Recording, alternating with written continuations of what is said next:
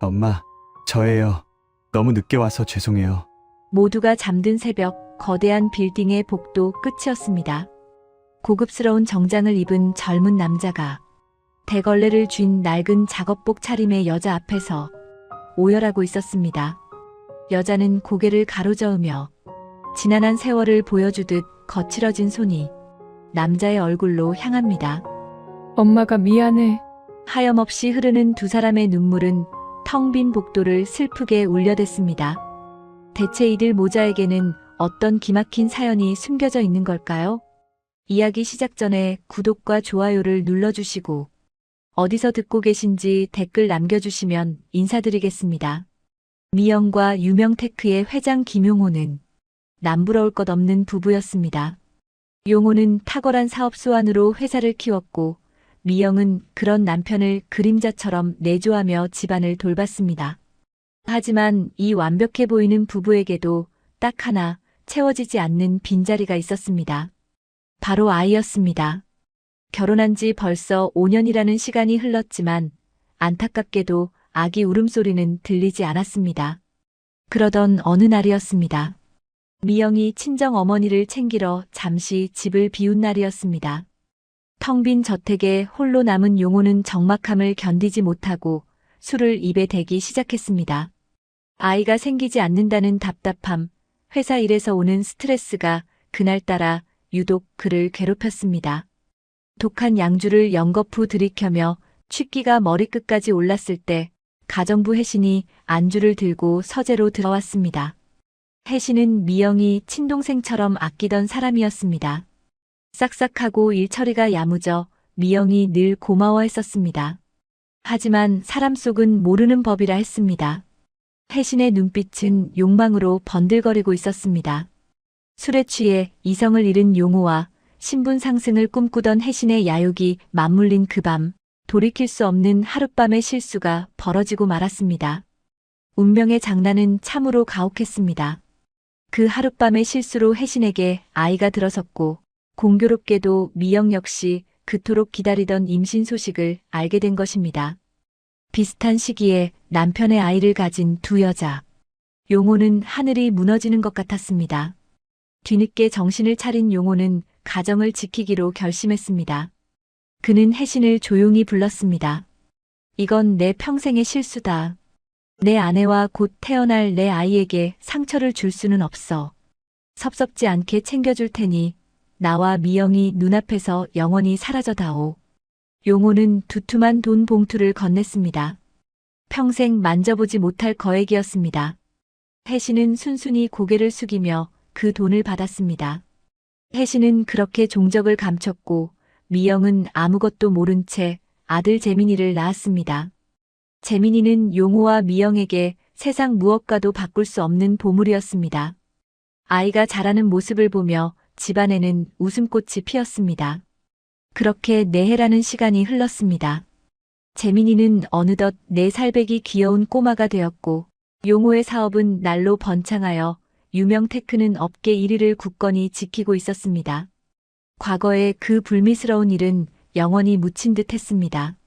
적어도 그날 밤이 오기 전까지는 말입니다.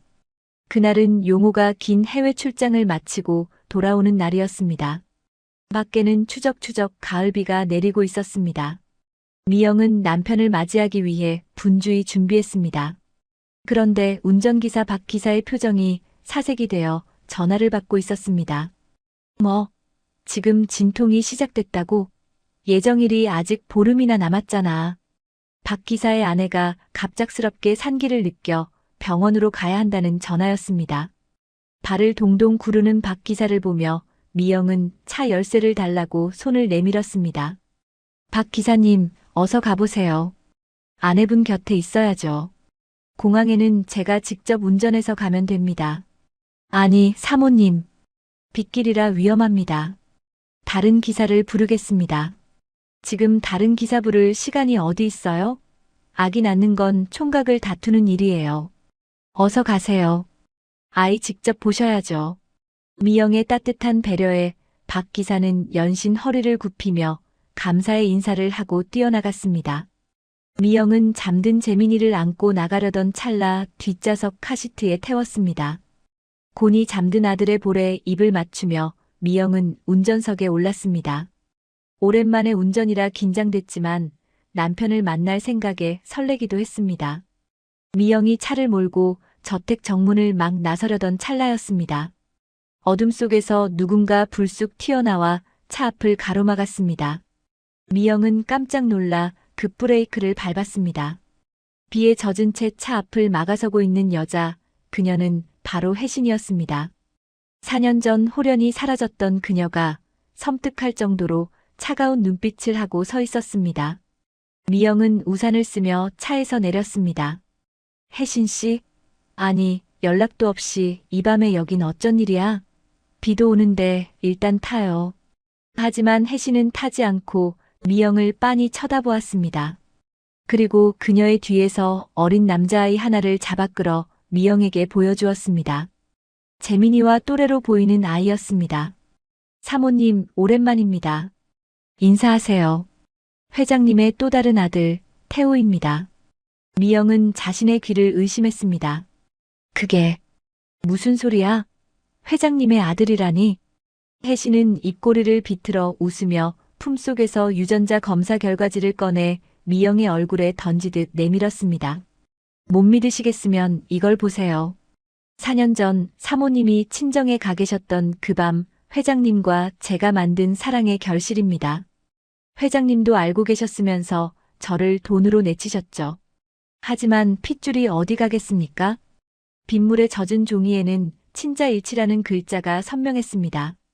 미영의 머릿속이 하얗게 변했습니다. 다정했던 남편, 행복했던 가정, 눈에 넣어도 아프지 않은 아들 재민이. 이 모든 평화가 와르르 무너져 내리는 소리가 들렸습니다.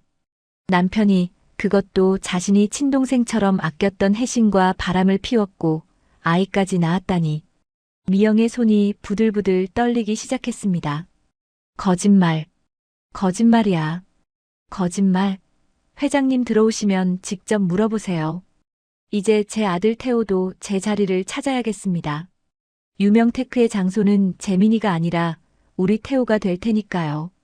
혜신의 도끼 어린 목소리가 비수처럼 미영의 가슴을 후벼 팠습니다. 미영은 더 이상 그곳에 있을 수가 없었습니다. 숨이 막혀 죽을 것만 같았습니다. 미영은 엑셀을 밟았습니다.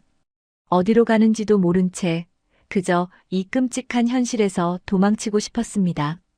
미영은 핸들을 잡은 손을 주체할 수 없이 떨며 울부짖었습니다. 어떻게 나한테 이럴 수가 있어.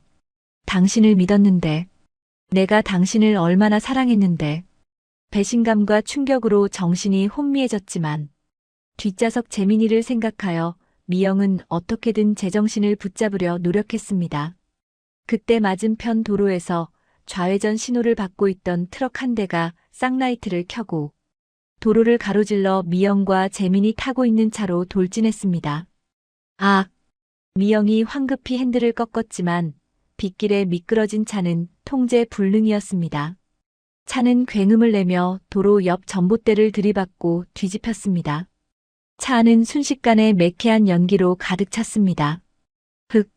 미영은 다친 몸을 살펴볼 틈도 없이 뒤를 보았습니다. 다행히 카시트에 앉은 재민이는 크게 다치지 않은 듯 보였지만 겁에 질려 울음을 터뜨렸습니다. 엄마, 무서워. 엄마, 재민아, 괜찮아. 엄마 여기 있어. 그때 차보니 쪽에서 연기가 나기 시작했습니다. 기름이 유출된 모양이었습니다.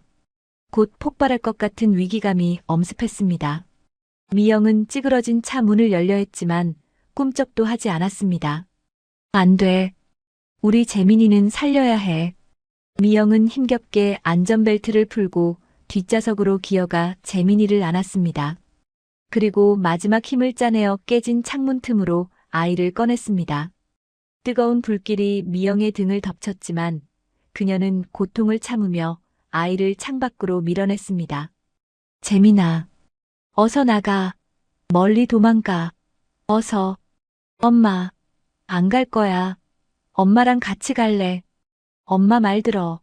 저기 건물로 들어가. 빨리. 미영의 필사적인 외침에 재민이는 울면서 밖으로 기어나갔습니다.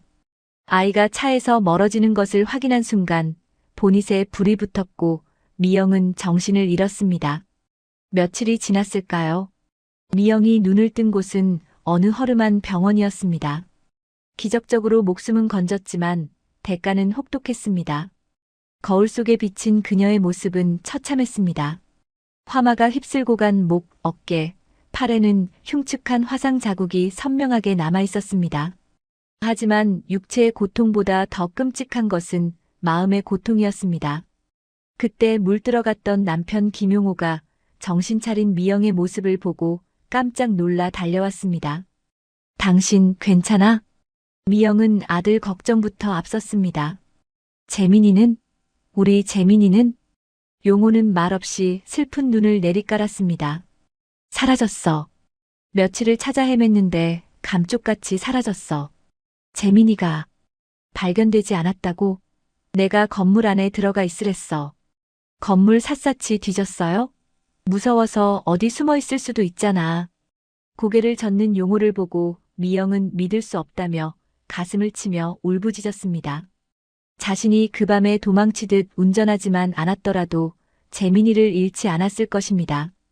죄책감이 파도처럼 밀려와 숨을 쉴 수가 없었습니다. 모든 비극의 시작이 남편의 배신 때문이라는 생각에 치가 떨리기 시작했습니다. 더구나 혜신이 자신의 아들을 데리고 나타나 안주인 행세를 하려 한다는 사실을 떠올리니 흉측하게 변해버린 자신이 남편 곁으로 돌아가 봤자 비참한 꼴만 당할 것이 뻔했습니다. 아이를 잃은 죄인, 온몸이 망가진 괴물. 미영은 스스로를 그렇게 낙인 찍었습니다. 미영은 남편이 자리를 비운 사이 병원을 몰래 빠져나왔습니다. 그녀의 손에 들린 것은 짐 가방 하나가 전부였습니다. 그리고 품 안에는 꼬깃꼬깃해진 가족사진 한 장을 소중히 품고 있었습니다. 내 살배기 재민이와 함께 찍은 세상에서 가장 행복했던 시절의 사진이었습니다. 비틀거리는 걸음으로 병원 문을 나서는 미영의 등 뒤로 차가운 바람이 불어왔습니다. 그녀는 스카프로 얼굴을 칭칭 감아 흉터를 가렸습니다. 이제 유명 테크 사모님 한미영은 세상에 없는 사람이었습니다. 오직 아들을 잃은 슬픔과 남편에 대한 원망을 품은 이름 없는 한 여인만이 덩그러니 남았을 뿐입니다. 혜신은 미영에게 모든 진실을 말한 순간부터 계획적으로 움직였습니다. 미영의 목표는 자신의 아들에게 유명 테크 후계자라는 제자리를 돌려주는 것이었습니다. 혜신은 사고 현장 근처에 쓰러져 있는 재민이를 사람들의 눈을 피해 데려갔습니다. 그리고는 사고의 충격으로 머리를 다쳐 과거의 기억을 잃어버린 아이를 해외 입양 브로커에게 넘겨버렸습니다. 낯선 땅, 낯선 사람들 틈에 떨어진 어린 재민이에게 남은 것은 아무것도 없었습니다. 그가 도착한 곳은 미국에서도 춥기로 소문난 미네소타의 어느 외딴 마을이었습니다. 재민이를 입양한 양부모는 사랑이 넘치는 사람들이 아니었습니다. 그들은 정부에서 나오는 양육 보조금을 노리고 아이를 데려온 냉정한 이들이었습니다. 어린 재민이가 악몽을 꾸며 엄마를 찾을 때마다 양어머니는 차가운 얼굴로 이렇게 말했습니다. 내 부모는 너를 버렸어. 끔찍한 사고가 났는데 너만 두고 도망갔단다. 우리가 아니었으면 넌 고아원에서 굶어 죽었을 거야. 그러니 밥값이라도 하려면 시키는 일이나 똑바로 해. 거짓말이었습니다. 하지만 기억을 잃은 어린아이에게 그 말은 세상의 전부이자 잔인한 진실이 되었습니다. 부모가 나를 버렸다. 그 생각은 재민이의 가슴 속에 깊은 멍으로 남았습니다. 매일 밤 이불을 뒤집어 쓰고 흘리던 눈물은 점차 말라갔고 그 자리에는 차가운 도끼가 들어찼습니다. 재민이는 다짐했습니다. 언젠가 보란 듯이 성공해서 나를 버린 부모 앞에 나타나 그들의 후회를 보겠노라고 말입니다. 그때부터 재민이라는 이름은 지워졌습니다. 대신 그는 로건이라는 이름으로 다시 태어났습니다. 로건은 친구들과 어울려 노는 대신 방구석에 틀어박혀 낡은 컴퓨터와 씨름했습니다. 컴퓨터는 거짓말을 하지 않았습니다. 입력한 대로 결과가 나오는 정직한 세상, 그곳만이 로건이 숨 쉴 수 있는 유일한 안식처였습니다. 세월은 유수와 같이 흘러 어느덧 25년이라는 시간이 지났습니다. 그동안 로건은 누구도 넘볼 수 없는 실력을 갖춘 IT 천재로 성장했습니다. 그는 미국 명문대를 전액 장학금으로 조기 졸업하고 파인테크라는 신생 회사를 설립했습니다. 허름한 창고에서 시작했지만 로건이 개발한 혁신적인 기술은 순식간에 전 세계 업계의 판도를 뒤흔들었습니다. 기존의 전자기기들이 흉내낼 수 없는 놀라운 속도와 보안 기술은 사람들을 열광하게 만들었습니다. 실리콘밸리에서 수많은 기업의 러브콜을 받으며 여러 투자를 받아 승승장구하던 로건은 한국행 비행기에 몸을 실었습니다. 이제 때가 된 것입니다. 잃어버린 자신의 뿌리를 찾고 자신을 버린 부모에게 복수할 시간이 다가온 것입니다. 로건이 국내로 들인 파인테크는 대한민국 재계 서열 1위인 유명테크의 아성을 위협하기 시작했습니다. 서울 강남의 화려한 빌딩 숲, 그 중에서도 가장 높게 솟은 유명테크 본사 회장실에는 무거운 침묵이 흐르고 있었습니다. 김용호 회장은 신문을 바닥에 내동댕이 쳤습니다. 신문 일면에는 파인테크, 유명테크를 제치고 점유율 1위 달성이라는 기사가 대문짝만하게 실려 있었습니다. 도대체 1억 원 킴이라는 작자가 누구야? 어디서 굴러먹던 놈이길래 감히 우리 유명테크의 앞길을 막아. 용호의 고함에 임원들은 고개를 들지 못했습니다. 그때 회장실 문이 열리고 화려한 명품으로 치장한 여자가 들어왔습니다. 바로 혜신이었습니다. 25년 전 가정부였던 그녀는 이제 유명테크의 안주인 행세를 하며 떵떵거리고 살고 있었습니다. 비록 정식 혼인신고는 하지 못했지만 아들 형태를 낳은 생모라는 권력을 등에 업고 회사 일에까지 관여하고 있었던 것입니다. 혜신은 여유로운 척하며 용호에게 차를 건넸습니다. 회장님, 너무 노여워 마세요. 혜성처럼 나타났다 사라지는 벤처 기업이 한둘입니까?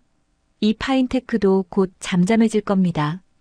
우리 형태가 이번에 기획한 신기술만 나오면 상황은 역전될 거예요. 하지만 용호의 표정은 풀리지 않았습니다. 당신은 모르는 소리 하지 마. 이 녀석 기술력이 보통이 아니야. 형태 그 녀석은 맨날 술이나 마시고 다니지. 제대로 하는 게 뭐가 있어?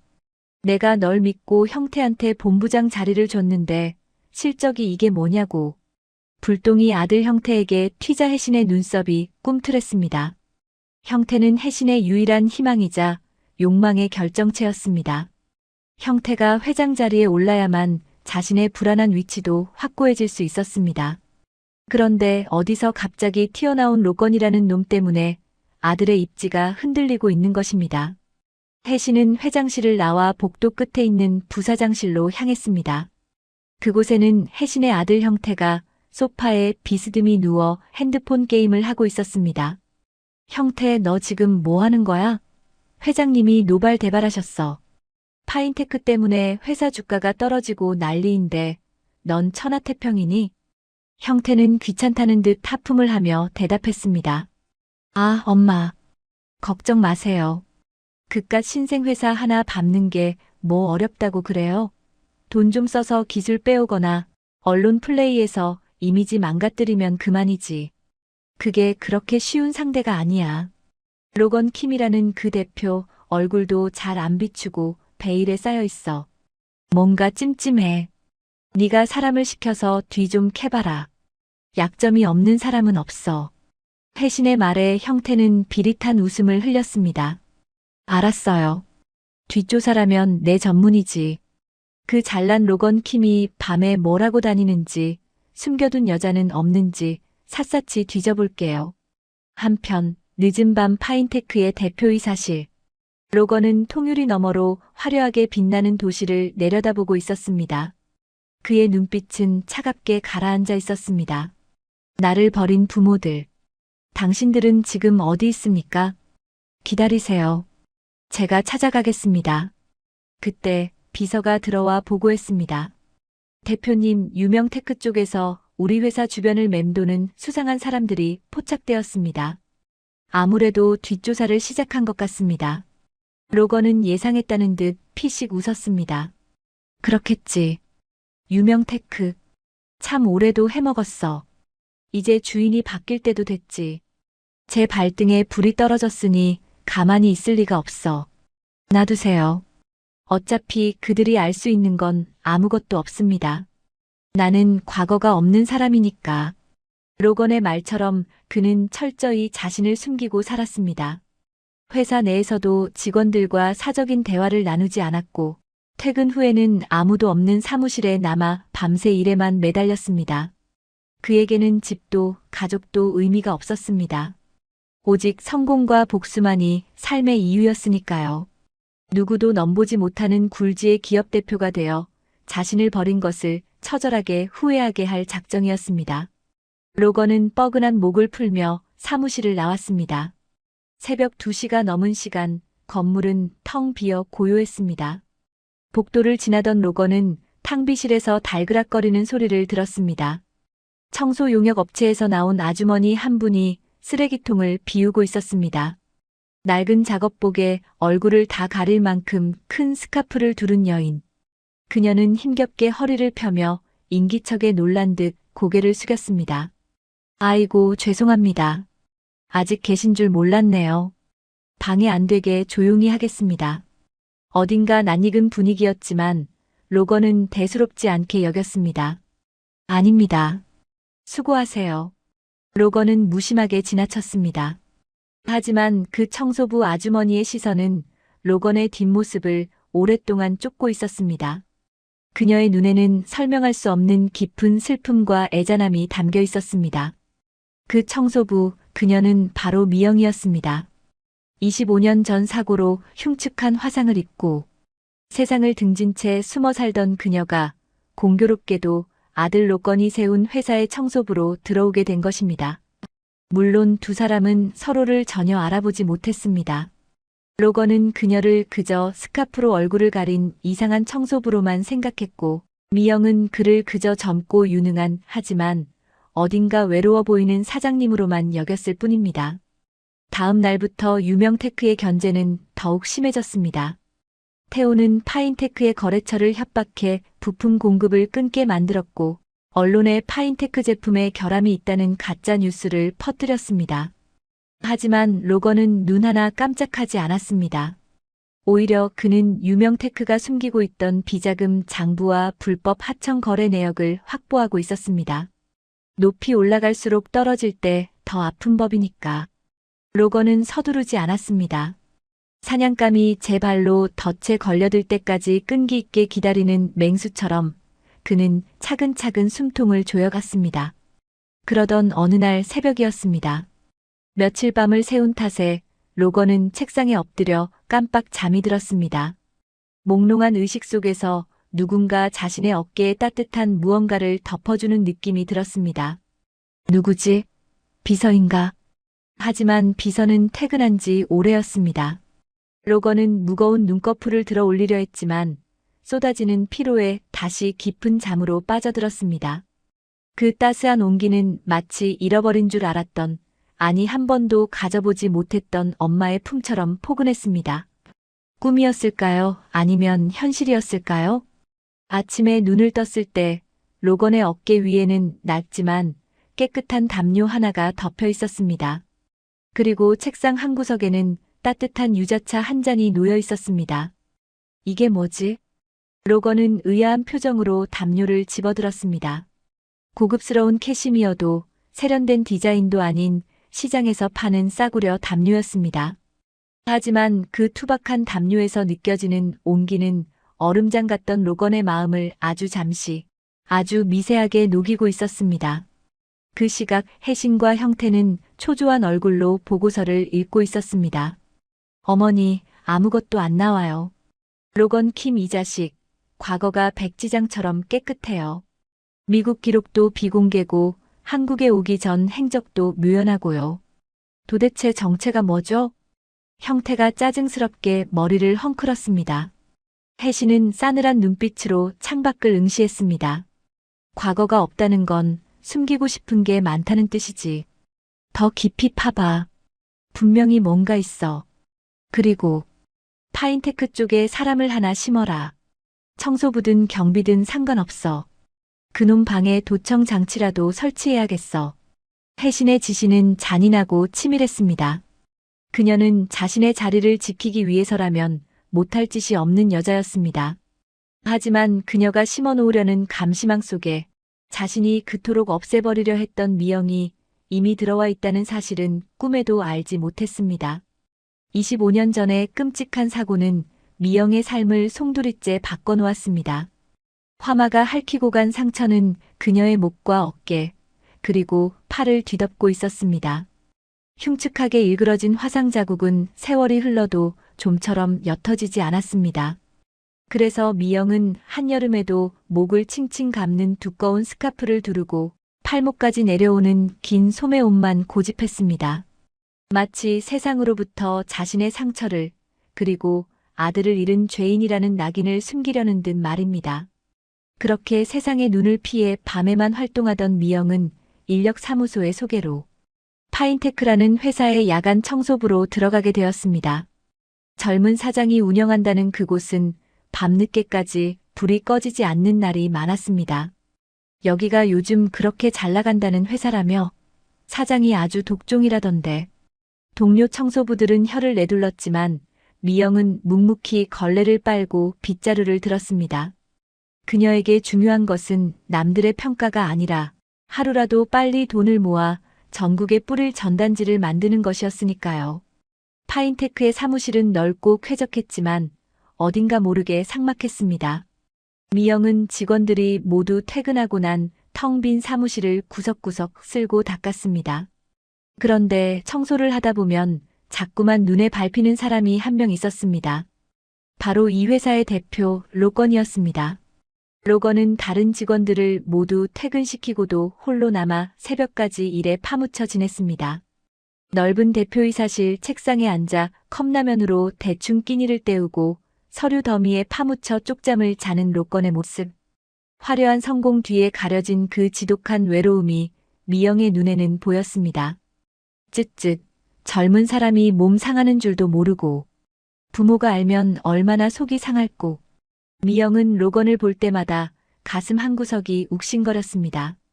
잃어버린 아들 재민이가 살아있다면 딱 저만한 나이였을 텐데 어디선가 밥은 굶지 않고 다니는지 아픈 데는 없는지 로건의 뒷모습에서 아들의 그림자가 겹쳐 보였기 때문입니다. 어느 날 새벽이었습니다. 여느 때처럼 대표이사실을 청소하러 들어간 미영은 소파에 불편하게 웅크리고 잠든 로건을 보았습니다.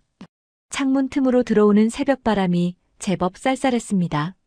미영은 자신도 모르게 휴게실 장에 있던 낡은 담요를 꺼내왔습니다. 그리고 행여나 그가 깰까봐 숨조차 죽인 채 조심스럽게 로건의 어깨에 담요를 덮어주었습니다. 감기 들라.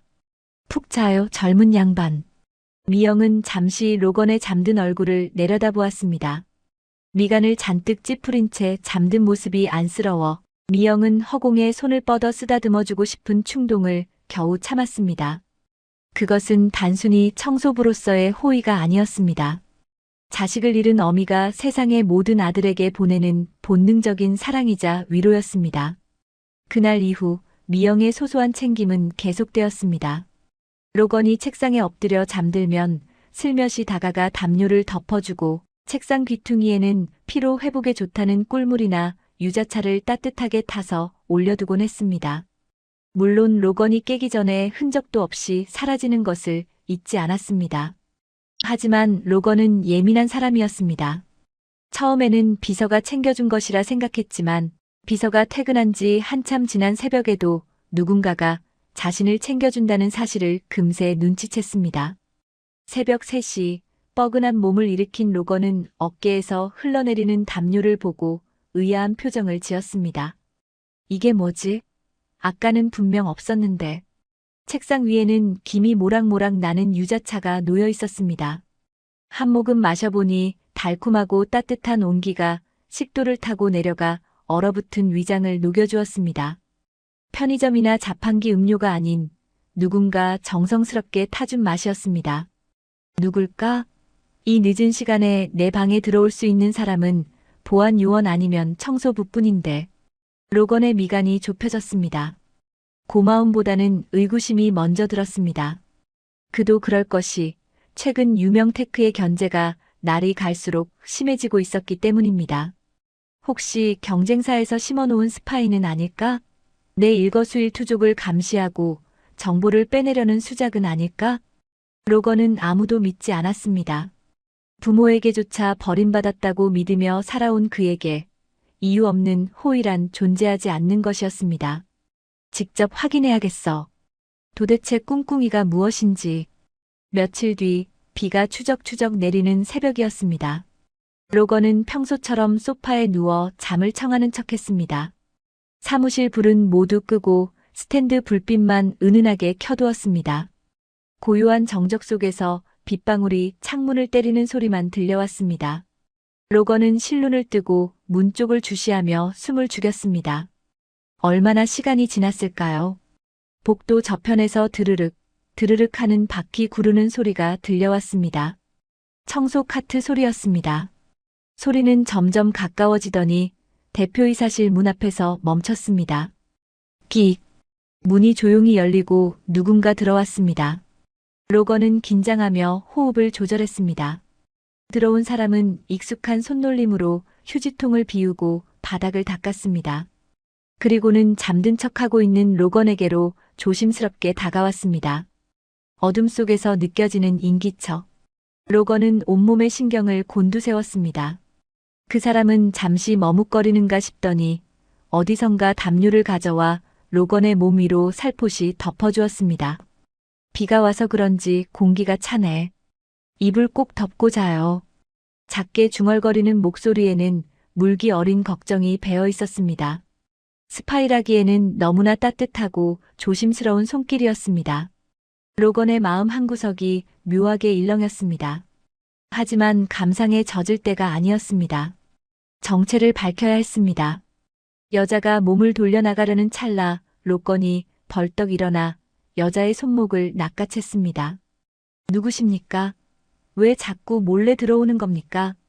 갑작스러운 로건의 고함과 억센 악력에 미영은 소스라치게 놀라 비명을 질렀습니다.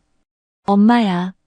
미영은 반사적으로 몸을 비틀며 잡힌 손을 빼내려 안간힘을 썼습니다. 그 과정에서 미영이 목에 두르고 있던 스카프가 로건의 손에 걸려 스르르 풀려버렸습니다.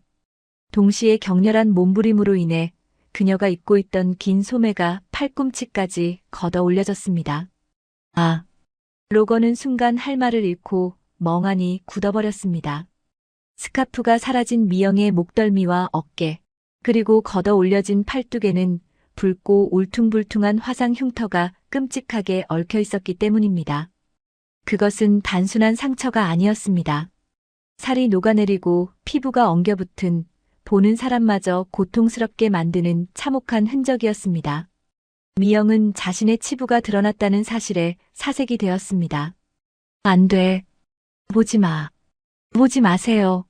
미영은 떨리는 손으로 급히 목을 감싸 쥐었습니다. 자신의 흉측한 모습을 아들 같은 젊은 사장에게 들켰다는 수치심, 그리고 과거의 악몽이 되살아나는 공포에 미영은 패닉 상태에 빠졌습니다. 죄송합니다. 잘못했습니다. 미영은 로건의 손을 거칠게 뿌리치고 뒷걸음질 쳤습니다. 로건은 그 흉터에서 눈을 뗄 수가 없었습니다. 혐오감이 아니었습니다. 가슴 깊은 곳에서 알 수 없는 통증이 밀려왔기 때문입니다. 잠깐만요. 이야기 좀. 로건이 다가가려 하자 미영은 겁에 질려 문을 향해 내달렸습니다. 오지 마세요. 미영이 황급히 도망치면서 그녀의 작업복, 주머니에 꽂혀있던 낡은 종이 뭉치가 바닥으로 팔랑하고 떨어졌습니다. 미영은 그것이 떨어진 줄도 모르고 허겁지겁 복도 끝으로 사라져버렸습니다. 사무실에는 다시 정적이 흘렀습니다. 로건은 거친 숨을 몰아쉬며 바닥에 떨어진 종이들을 바라보았습니다. 낡아서 꼬깃꼬깃해진 사진 한 장과 빳빳하게 코팅된 전단지 한 장이었습니다. 로건은 천천히 허리를 굽혀 그것들을 주워들었습니다.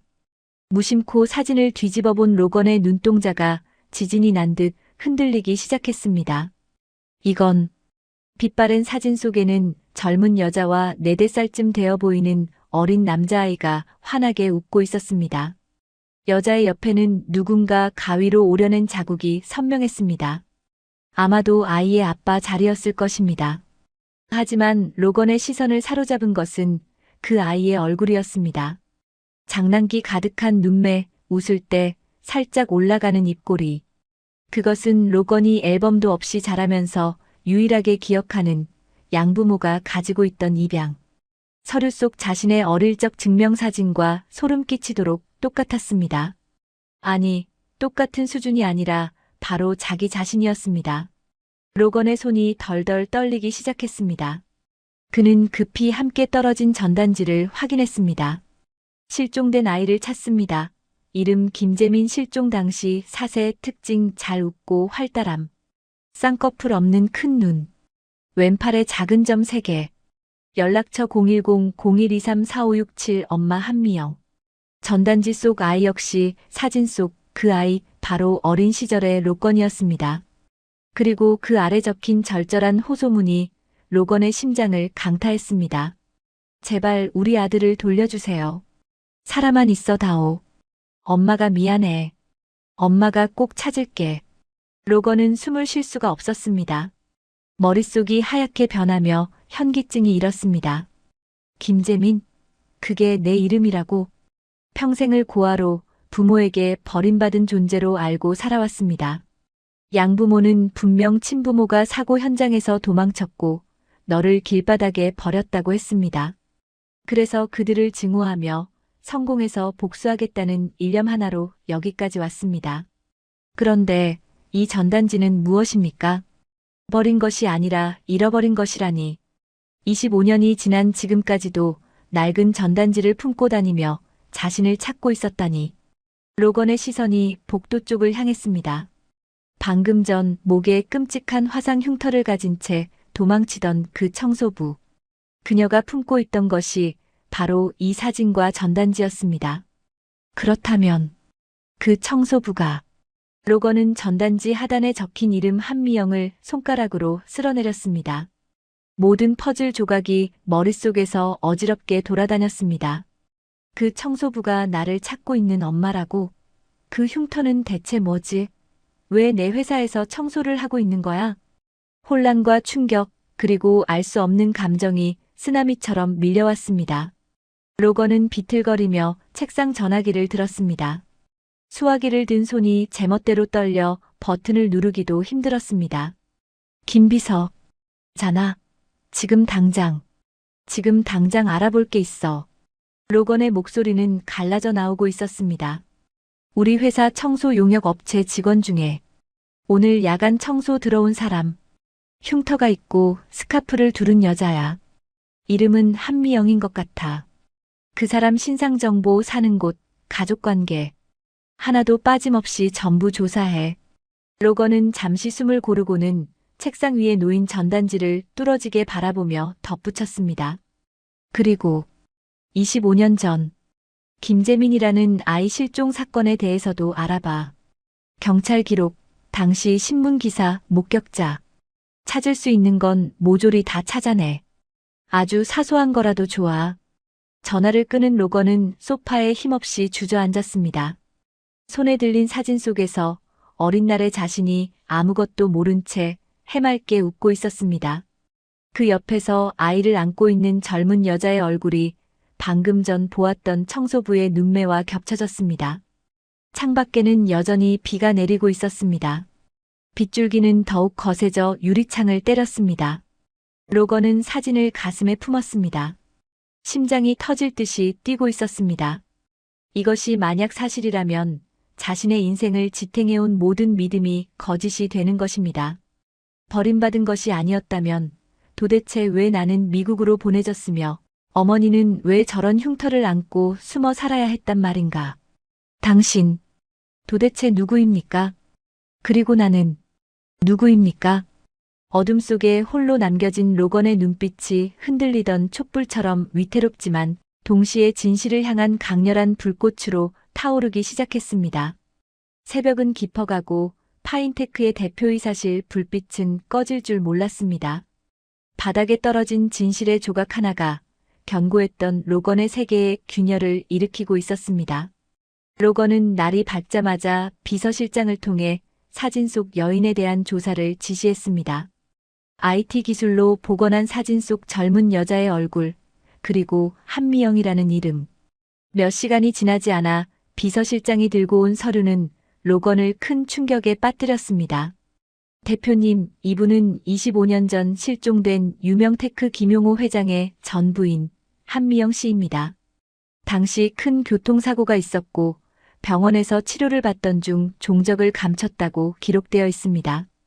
김용호 회장도 몇 년간은 백방으로 찾았으나 결국 찾지 못하고 사망 신고 대신 실종 상태로 두었다가 나중에 새 가정을 꾸린 것으로 나옵니다. 로건의 손에서 서류가 스르르 미끄러졌습니다.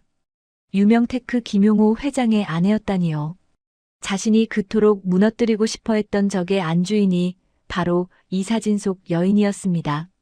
남편 김용호는 아내와 아이를 잃고도 얼마 지나지 않아 새 아내와 아들을 들여 호의호식하며 살고 있었습니다. 반면 사고 현장에서 살아남은 아내 미영은 세상의 눈을 피해 고시원을 전전하며 남의 집 쓰레기를 치우고 있었습니다. 하지만 로건은 확실한 증거가 필요했습니다. 심증만으로는 이 거대한 운명을 다 받아들일 수 없었으니까요. 로건은 은밀하게 지시를 내렸습니다. 김비서, 오늘 밤 청소 용역 업체 사람을 조용히 불러줘요. 한미영 씨가 사용하는 칫솔을 아무도 모르게 확보해야겠습니다. 그날 밤 로건은 사무실에 홀로 앉아 창밖을 보며 밤을 지새웠습니다. 다음 날 오후 퀵서비스로 도착한 밀봉된 봉투 하나. 유전자 검사 결과지였습니다. 로건은 집무실 문을 걸어 잠그고 떨리는 손으로 봉투를 뜯었습니다. 종이를 꺼내든 로건의 눈동자가 세차게 흔들렸습니다. 검사 결과 친모 일치 확률 99.99%. 과학은 거짓말을 하지 않았습니다.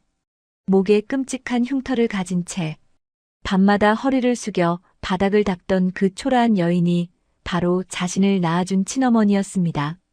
로건은 의자에 깊숙이 몸을 묻고 천장을 올려다보았습니다. 뜨거운 눈물이 뺨을 타고 흘러내렸습니다. 양부모는 분명히 부모가 너를 길바닥에 버렸다고 했습니다. 하지만 25년이 지난 지금까지도 낡은 전단지를 품고 아들을 찾아 헤매는 어머니의 모습은 그 말이 새빨간 거짓말임을 증명하고 있었습니다. 로건은 직접 들어야만 했습니다. 왜 우리가 헤어져야 했는지, 그 끔찍한 흉터는 대체 무엇인지 말입니다. 그날 저녁 로건은 야간 청소 시간이 되자마자 미영을 대표이사실로 불렀습니다.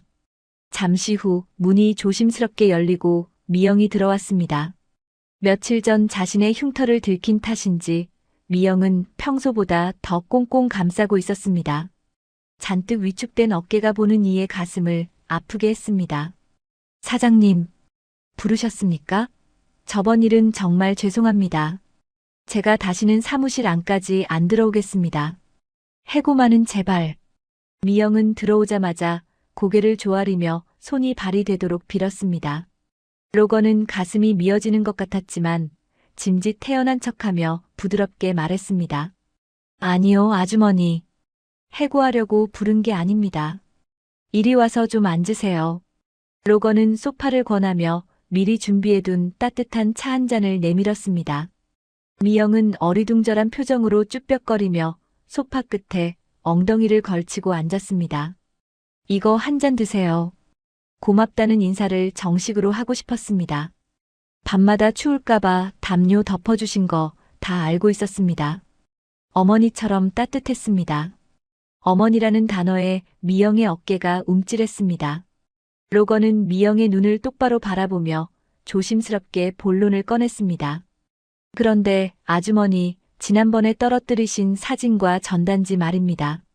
돌려드리면서 잠깐 보게 되었는데 사연이 참 가슴 아프더군요. 실례가 안 된다면 그 이야기를 좀 들을 수 있을까요?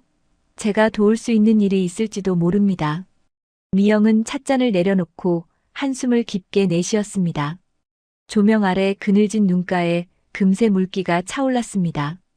도와주신다니 고맙지만 이미 죽은 목숨이나 다름없는 저 같은 사람 이야기는 해서 뭐 하겠습니까? 사장님 같은 분이 듣기엔 너무 구질구질한 이야기예요. 괜찮습니다. 말씀해보세요. 그 아이, 정말 버리신 게 아닙니까?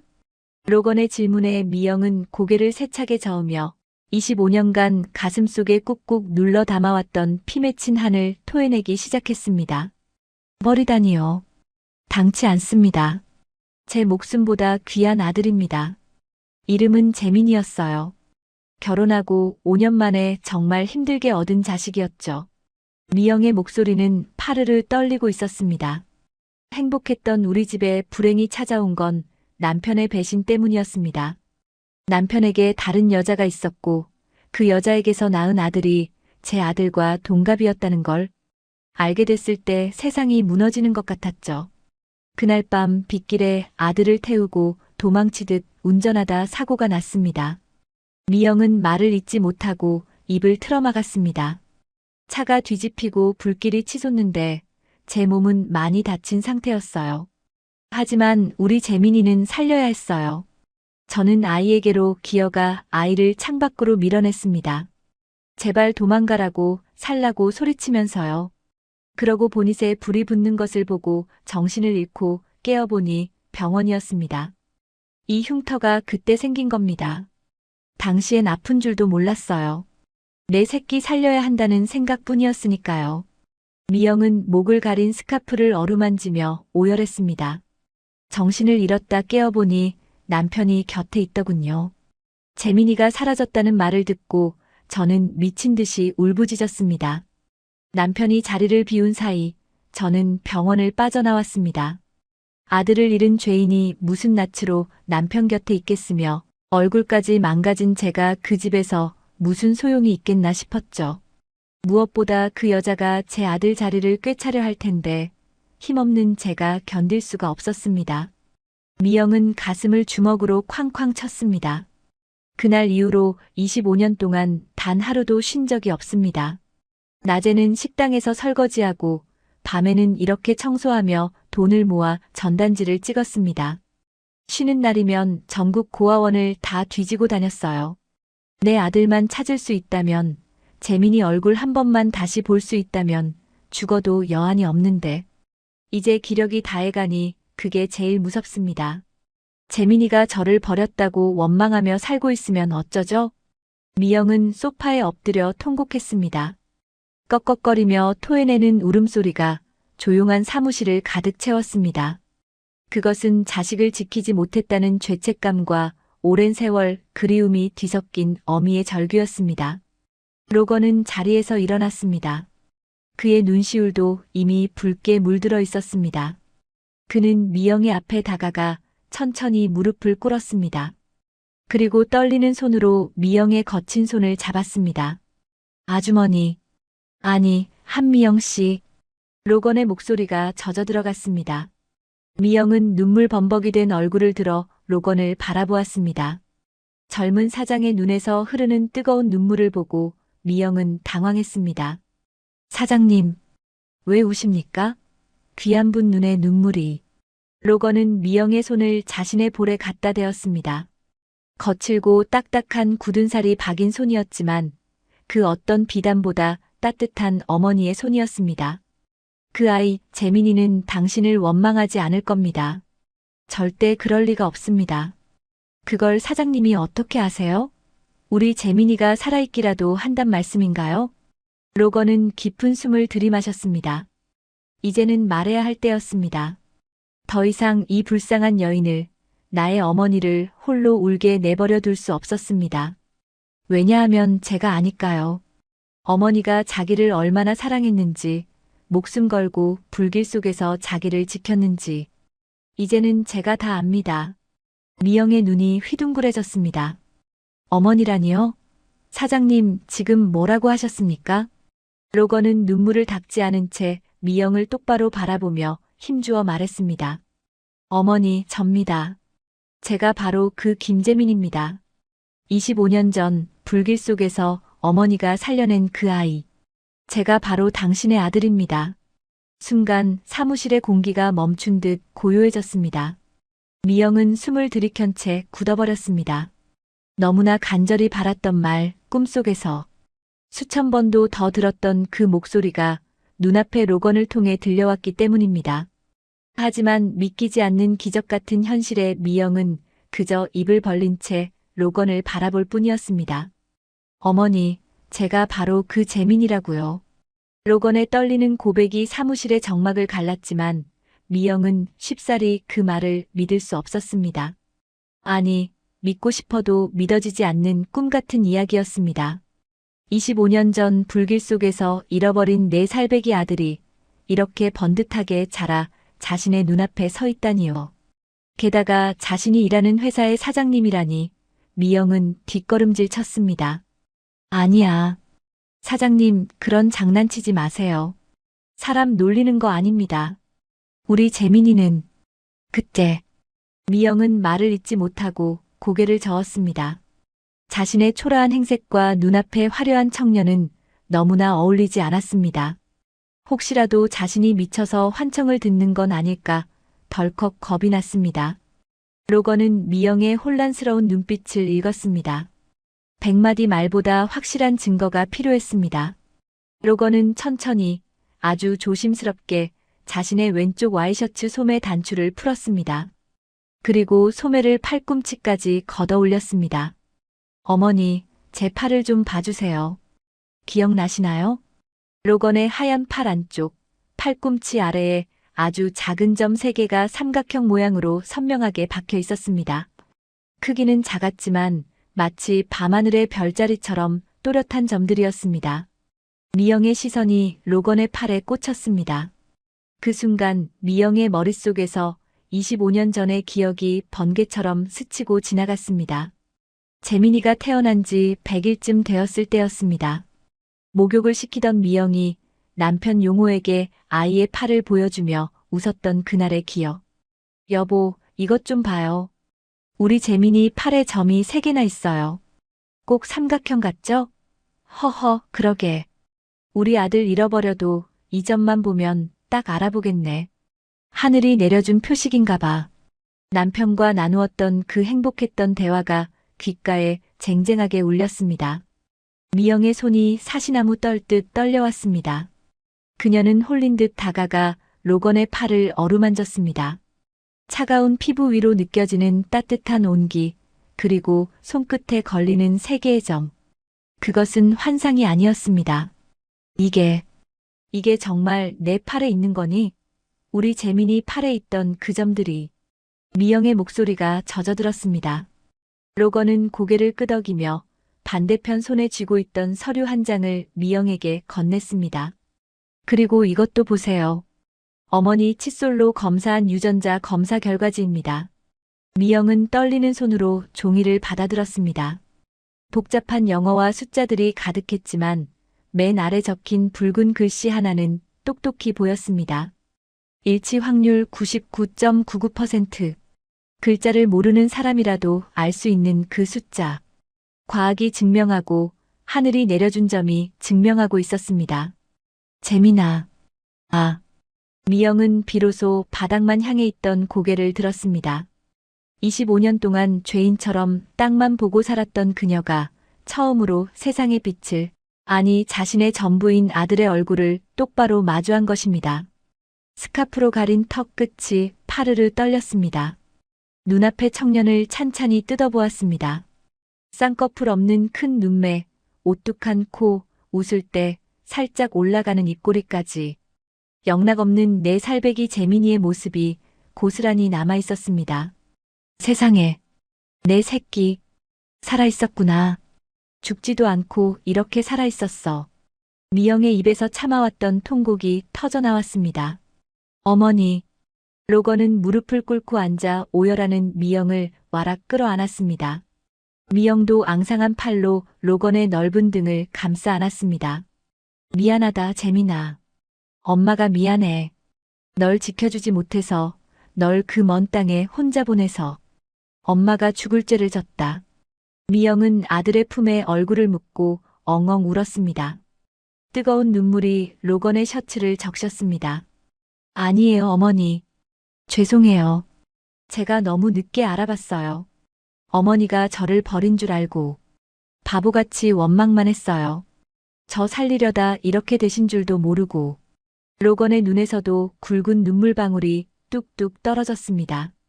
25년의 세월 동안 굳게 닫혀있던 마음의 빗장이 풀리는 순간이었습니다. 모자는 사무실 바닥에 주저앉아 서로의 체온을 확인하며 하염없이 울었습니다. 그 눈물은 지난 세월의 아픔을 씻어내고 텅 비어버린 가슴을 채우는 치유의 강물이었습니다. 한참을 그렇게 울었을까요? 창밖으로 푸르스름한 새벽빛이 밝아오고 있었습니다. 로건은 울다 지쳐 탈진한 듯한 미영을 부축해 일으켰습니다. 어머니, 일단 여기서 나가요.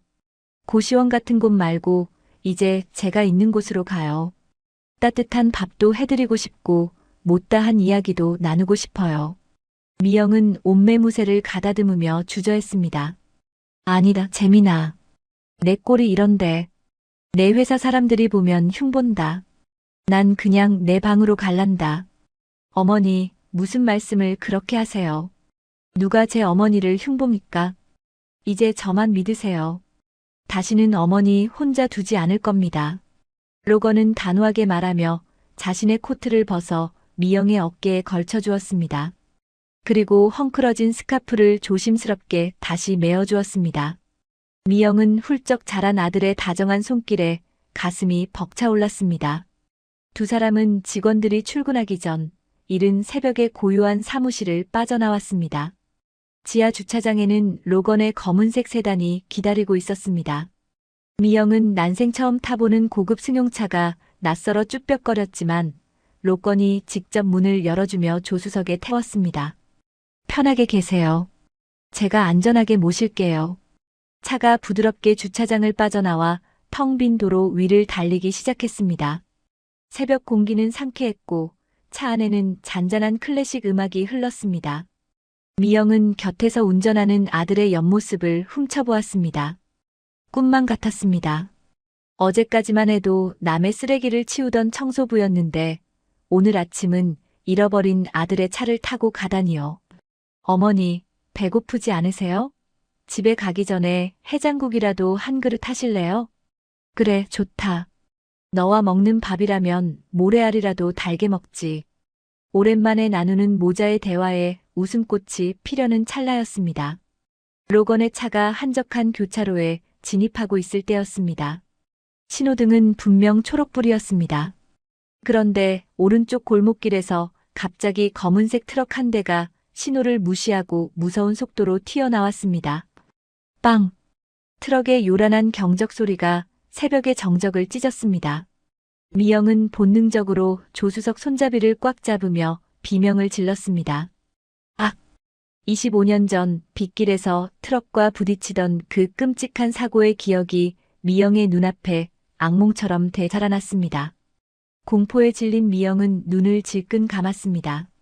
그 순간 로건의 눈빛이 매섭게 변했습니다. 보통 사람이라면 당황해서 급브레이크를 밟았을 상황이었습니다. 하지만 로건은 침착했습니다. 지금 속도에서 급브레이크를 밟으면 트럭과 측면으로 충돌하거나 차가 회전하며 전복될 수 있다는 것을 직감했습니다. 로건은 브레이크 대신 엑셀을 밟으며 핸들을 왼쪽으로 꺾었다가 차가 트럭의 앞머리를 스치듯 지나가는 순간 다시 오른쪽으로 빠르게 틀었습니다. 끼익! 타이어가 아스팔트를 긁는 날카로운 마찰음과 함께 차체가 크게 휘청거렸습니다. 검은 트럭은 로건의 차 뒤 범퍼를 불과 몇 센티미터 차이로 스치며 지나갔습니다. 재민아, 어머니, 꽉 잡으세요. 로건은 흔들리는 차체의 균형을 잡기 위해 핸들을 능숙하게 조작했습니다. 차는 지그재그로 몇 번 움직이다가 갓길에 안전하게 멈춰 섰습니다. 실로 간발의 차이로 사고를 모면한 아찔한 순간이었습니다. 차 안에는 거친 숨소리만 가득했습니다. 미영은 사색이 되어 온몸을 떨고 있었습니다. 어머니, 괜찮으세요? 어디 다친 데 없으세요? 로건은 급히 안전벨트를 풀고 미영을 살폈습니다. 미영은 공포에 질린 눈으로 로건을 바라보며 더듬거렸습니다. 재민아, 너 괜찮니? 안 다쳤니? 자신보다 아들을 먼저 걱정하는 어머니의 모습에 로건은 가슴이 욱신거렸습니다. 네, 저는 멀쩡해요. 놀라게 해드려서 죄송해요. 이제 괜찮아요. 로건은 떨고 있는 미영의 손을 꼭 잡아주었습니다. 로건의 따뜻한 체온이 전해지자 미영의 호흡이 조금씩 돌아왔습니다. 하마터면 또 잃어버릴 뻔했구나. 널 또 잃는 줄 알고 내 심장이 멎는 줄 알았다. 아니에요. 저 이제 그렇게 쉽게 안 당해요. 제가 어머니 지킬 거예요. 로건은 미영을 안심시키며 백미러를 확인했습니다. 사고를 낼 뻔했던 검은 트럭은 멈추지도 않고 그대로 도주해버린 뒤였습니다. 번호판도 흙으로 가려져 있어 식별이 불가능했습니다. 단순한 신호 위반 차량일 수도 있었습니다. 하지만 로건의 등줄기에 서늘한 감각이 스치고 지나갔습니다. 이른 새벽 차도 거의 없는 도로에서 하필이면 타이밍 맞춰 튀어나온 트럭. 그리고 사고를 내고도 뒤도 안 돌아보고 도망친 모습. 우연일까? 아니면 로건의 머릿속에 경쟁사 유명테크 그리고 자신의 뒤를 캐고 다니던 자들의 존재가 떠올랐습니다.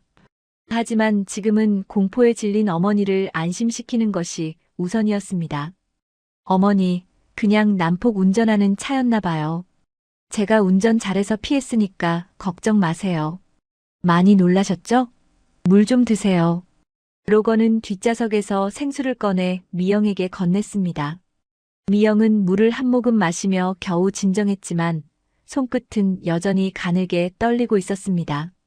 그래, 네가 무사해서 다행이다. 천만 다행이야. 로건은 다시 시동을 걸었습니다. 엔진 소리가 부드럽게 울렸지만 로건의 눈빛은 아까와 달리 차갑게 가라앉아 있었습니다. 만약 이게 단순한 사고가 아니라면, 누군가 어머니와 나를 노린 거라면, 로건은 핸들을 쥔 손에 힘을 주었습니다. 어머니를 만나 행복에 젖어있던 찰나, 다시금 드리워진 어두운 그림자. 로건은 옆자리에서 가슴을 쓸어내리는 어머니를 곁눈질로 보며 다짐했습니다.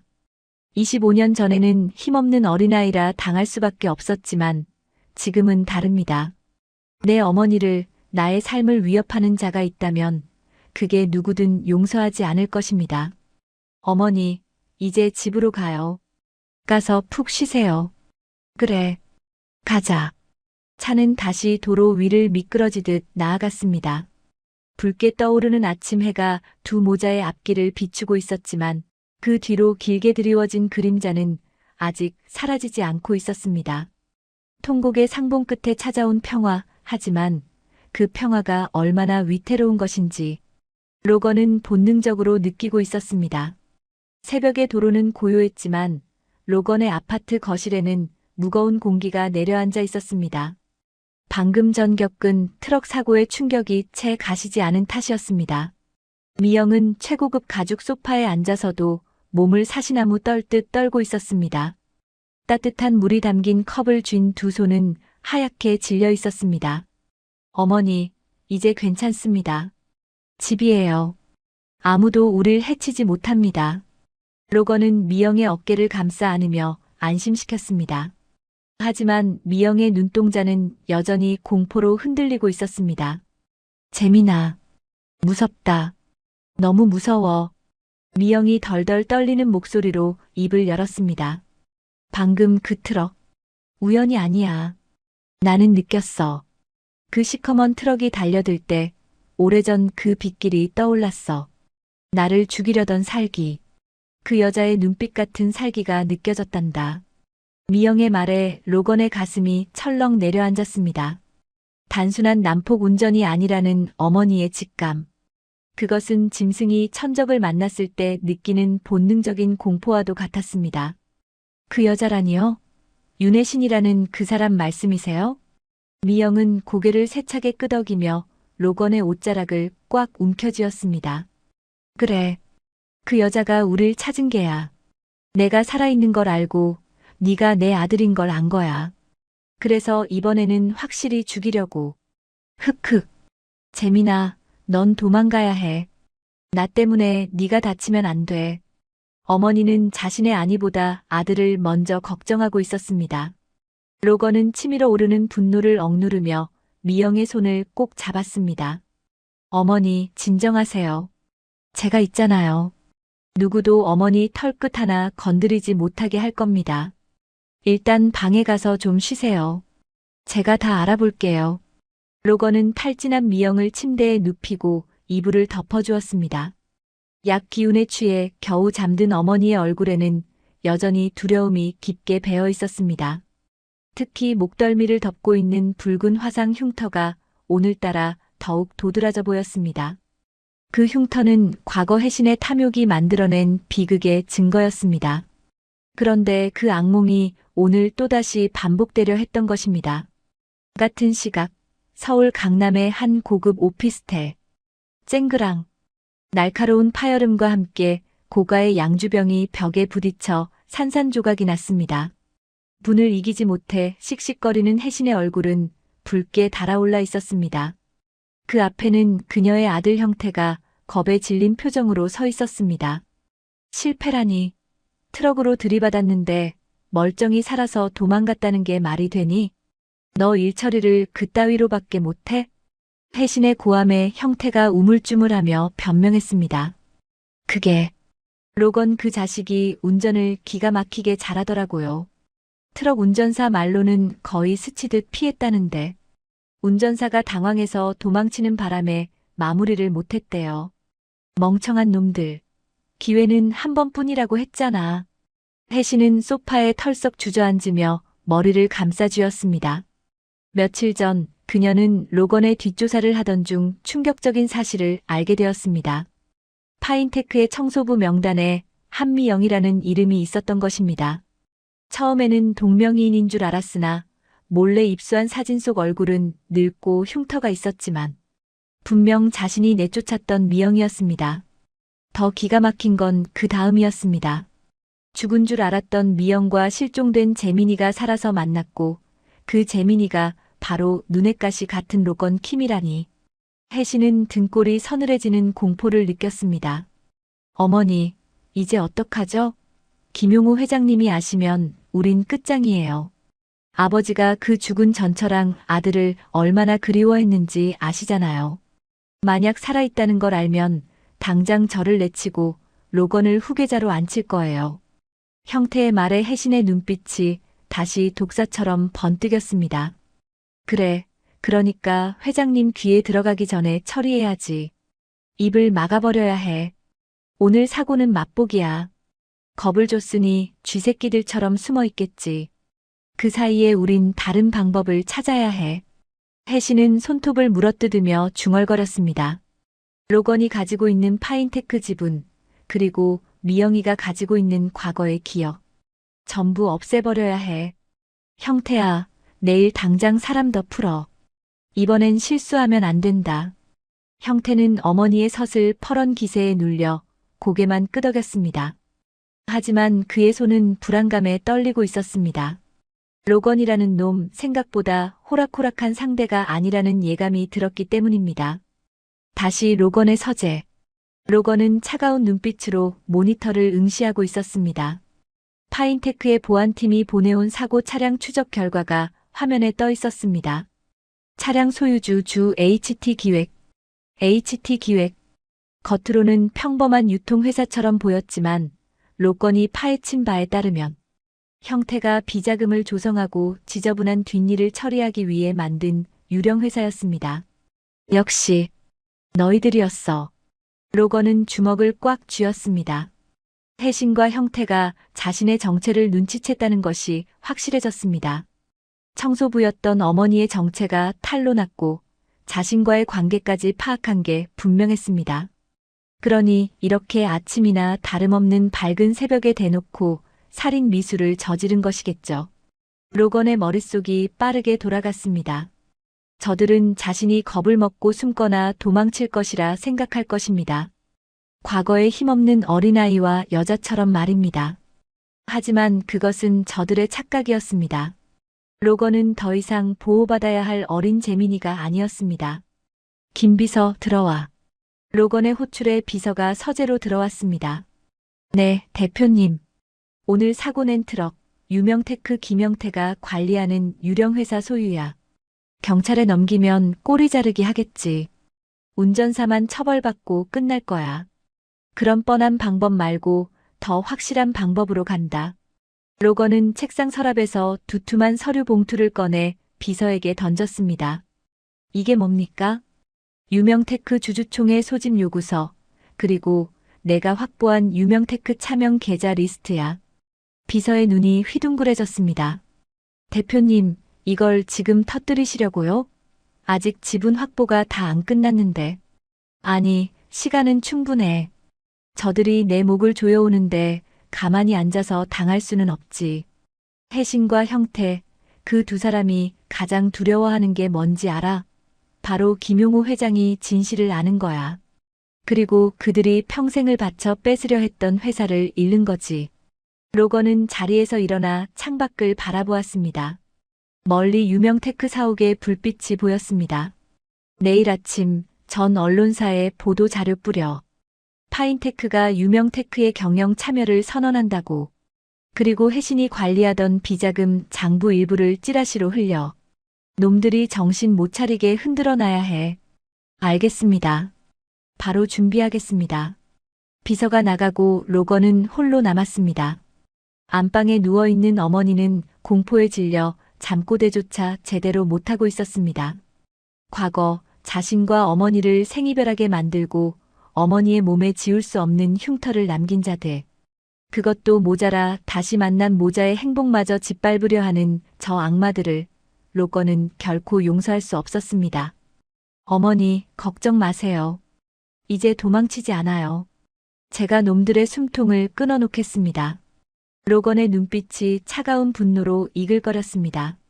이제 방어는 끝났습니다. 날이 밝으면 세상은 발칵 뒤집힐 것입니다. 혜신과 형태가 불안에 떨며 잠 못 이루는 이 밤, 로건의 반격은 이미 조용하지만 날카롭게 그들의 목을 겨누고 있었습니다. 결전의 날이 밝았습니다. 유명테크의 정기 주주총회가 열리는 날이었습니다. 서울 강남의 유명테크 본사 대강당 앞은 아침 일찍부터 취재진과 주주들로 인산인해를 이루었습니다. 그도 그럴 것이 신생 기업 파인테크가 무서운 기세로 유명테크의 주식을 사들이며 경영권 분쟁을 예고했기 때문입니다. 회의장 뒤편 VIP 대기실에는 혜신과 형태가 초조한 기색으로 앉아 있었습니다. 혜신은 연거푸 냉수를 들이켰지만 타는 듯한 목마름은 가시지 않았습니다. 형태야, 확실한 거지? 그 사고 이후로 로건 놈 코빼기도 안 비치는 거 맞지? 혜신의 물음에 형태는 넥타이를 느슨하게 풀며 신경질적으로 대답했습니다. 아, 몇 번을 말해요. 사고 현장에서 차만 남기고 사라졌다고요. 트럭 기사 말로는 꽤 크게 부딪힐 뻔했으니 멀쩡하진 않을 겁니다. 어디 병원에 숨어서 벌벌 떨고 있겠죠.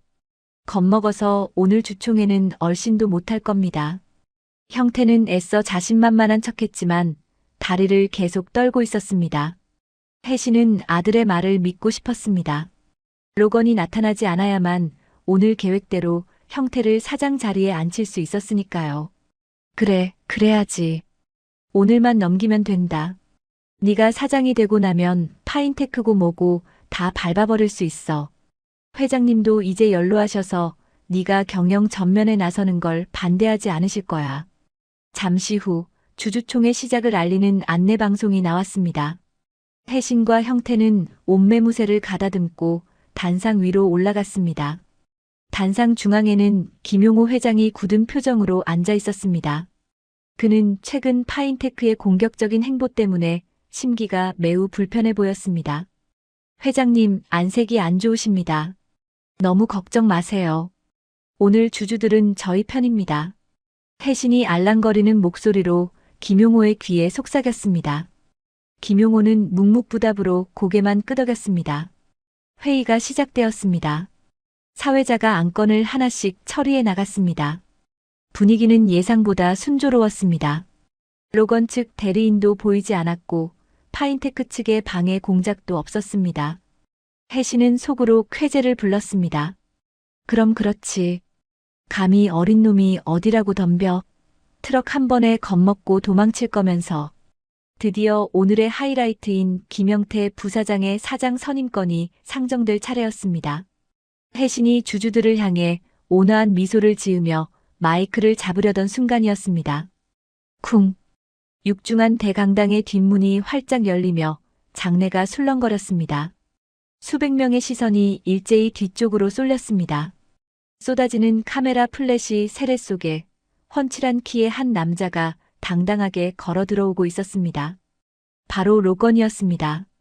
혜신과 형태의 눈이 튀어나올 듯 커졌습니다.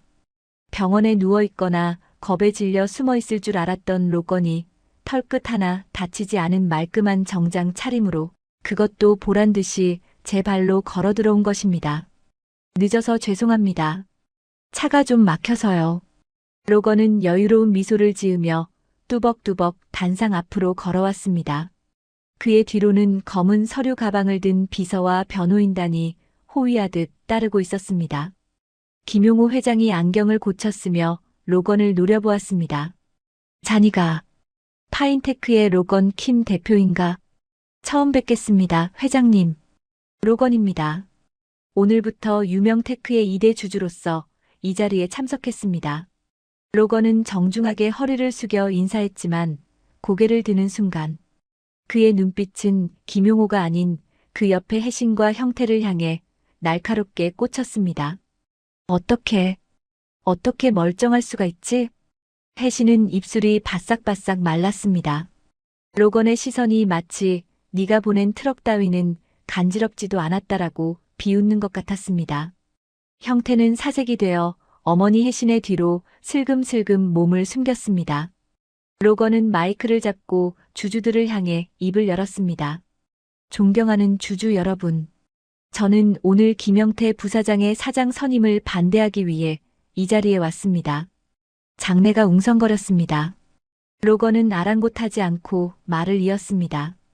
김영태 부사장은 지난 3년간 실적 부진은 물론이고 무리한 사업 확장으로 회사에 막대한 손실을 입혔습니다. 또한 최근에는 유령 회사를 통해 불법적인 자금을 조성했다는 의혹까지 받고 있습니다. 이런 사람에게 회사의 미래를 맡길 수는 없습니다. 로건의 폭탄 발언에 주주들이 동요하기 시작했습니다. 혜신이 벌떡 일어나 소리쳤습니다. 이봐요. 로건 대표.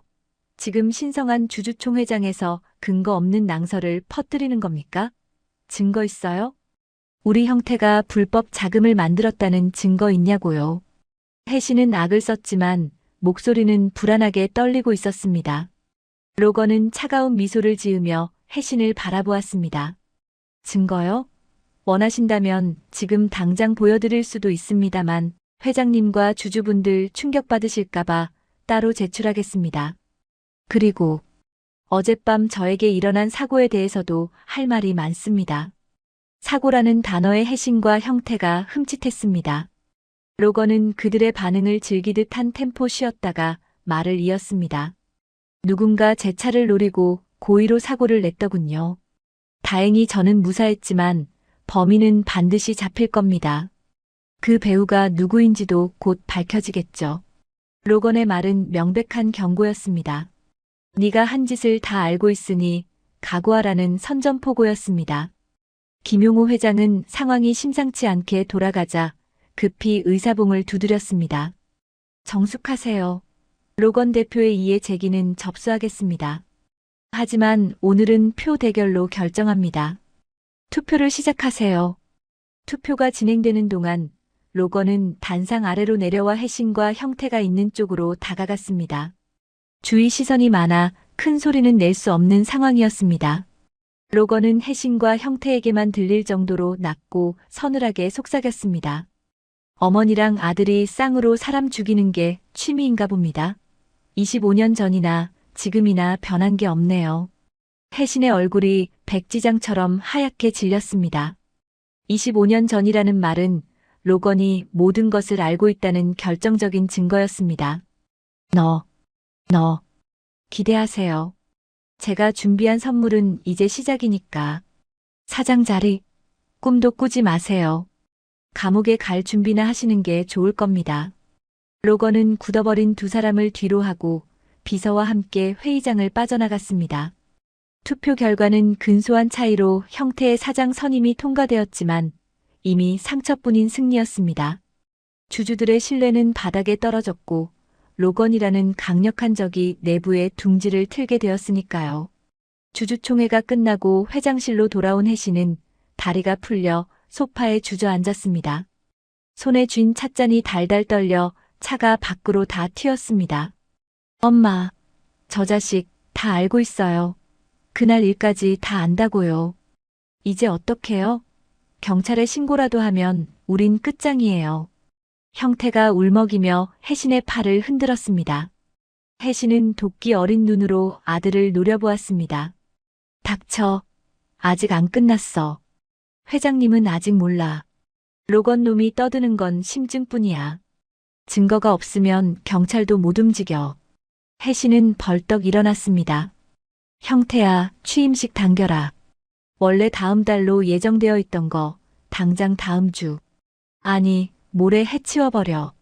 일단 네가 사장 자리에 앉고 결재권만 주면 회사 돈을 빼돌리든 로건을 쳐내든 방법이 생겨. 뭐래요? 너무 빠르지 않아요? 잔말 말고 시키는 대로 해. 그리고 보안 업체 불러서 로건 놈 뒤를 다시 캐. 놈이 가지고 있는 증거가 뭔지 알아내야 해. 놈의 약점은 그 애미 한미영이야. 정 안 되면 그 여자를 다시 인질로 잡는 수밖에 없어. 혜신은 벼랑 끝에 몰린 쥐처럼 발악하고 있었습니다. 더 이상 물러설 곳이 없었기에 그녀의 수법은 더욱 잔인하고 대담해질 수밖에 없었습니다. 한편 파인테크 대표이사실로 돌아온 로건은 넥타이를 풀고 소파에 깊게 몸을 묻었습니다. 긴장했던 탓인지 어깨가 뻐근했습니다. 비서가 따뜻한 커피를 내오며 물었습니다.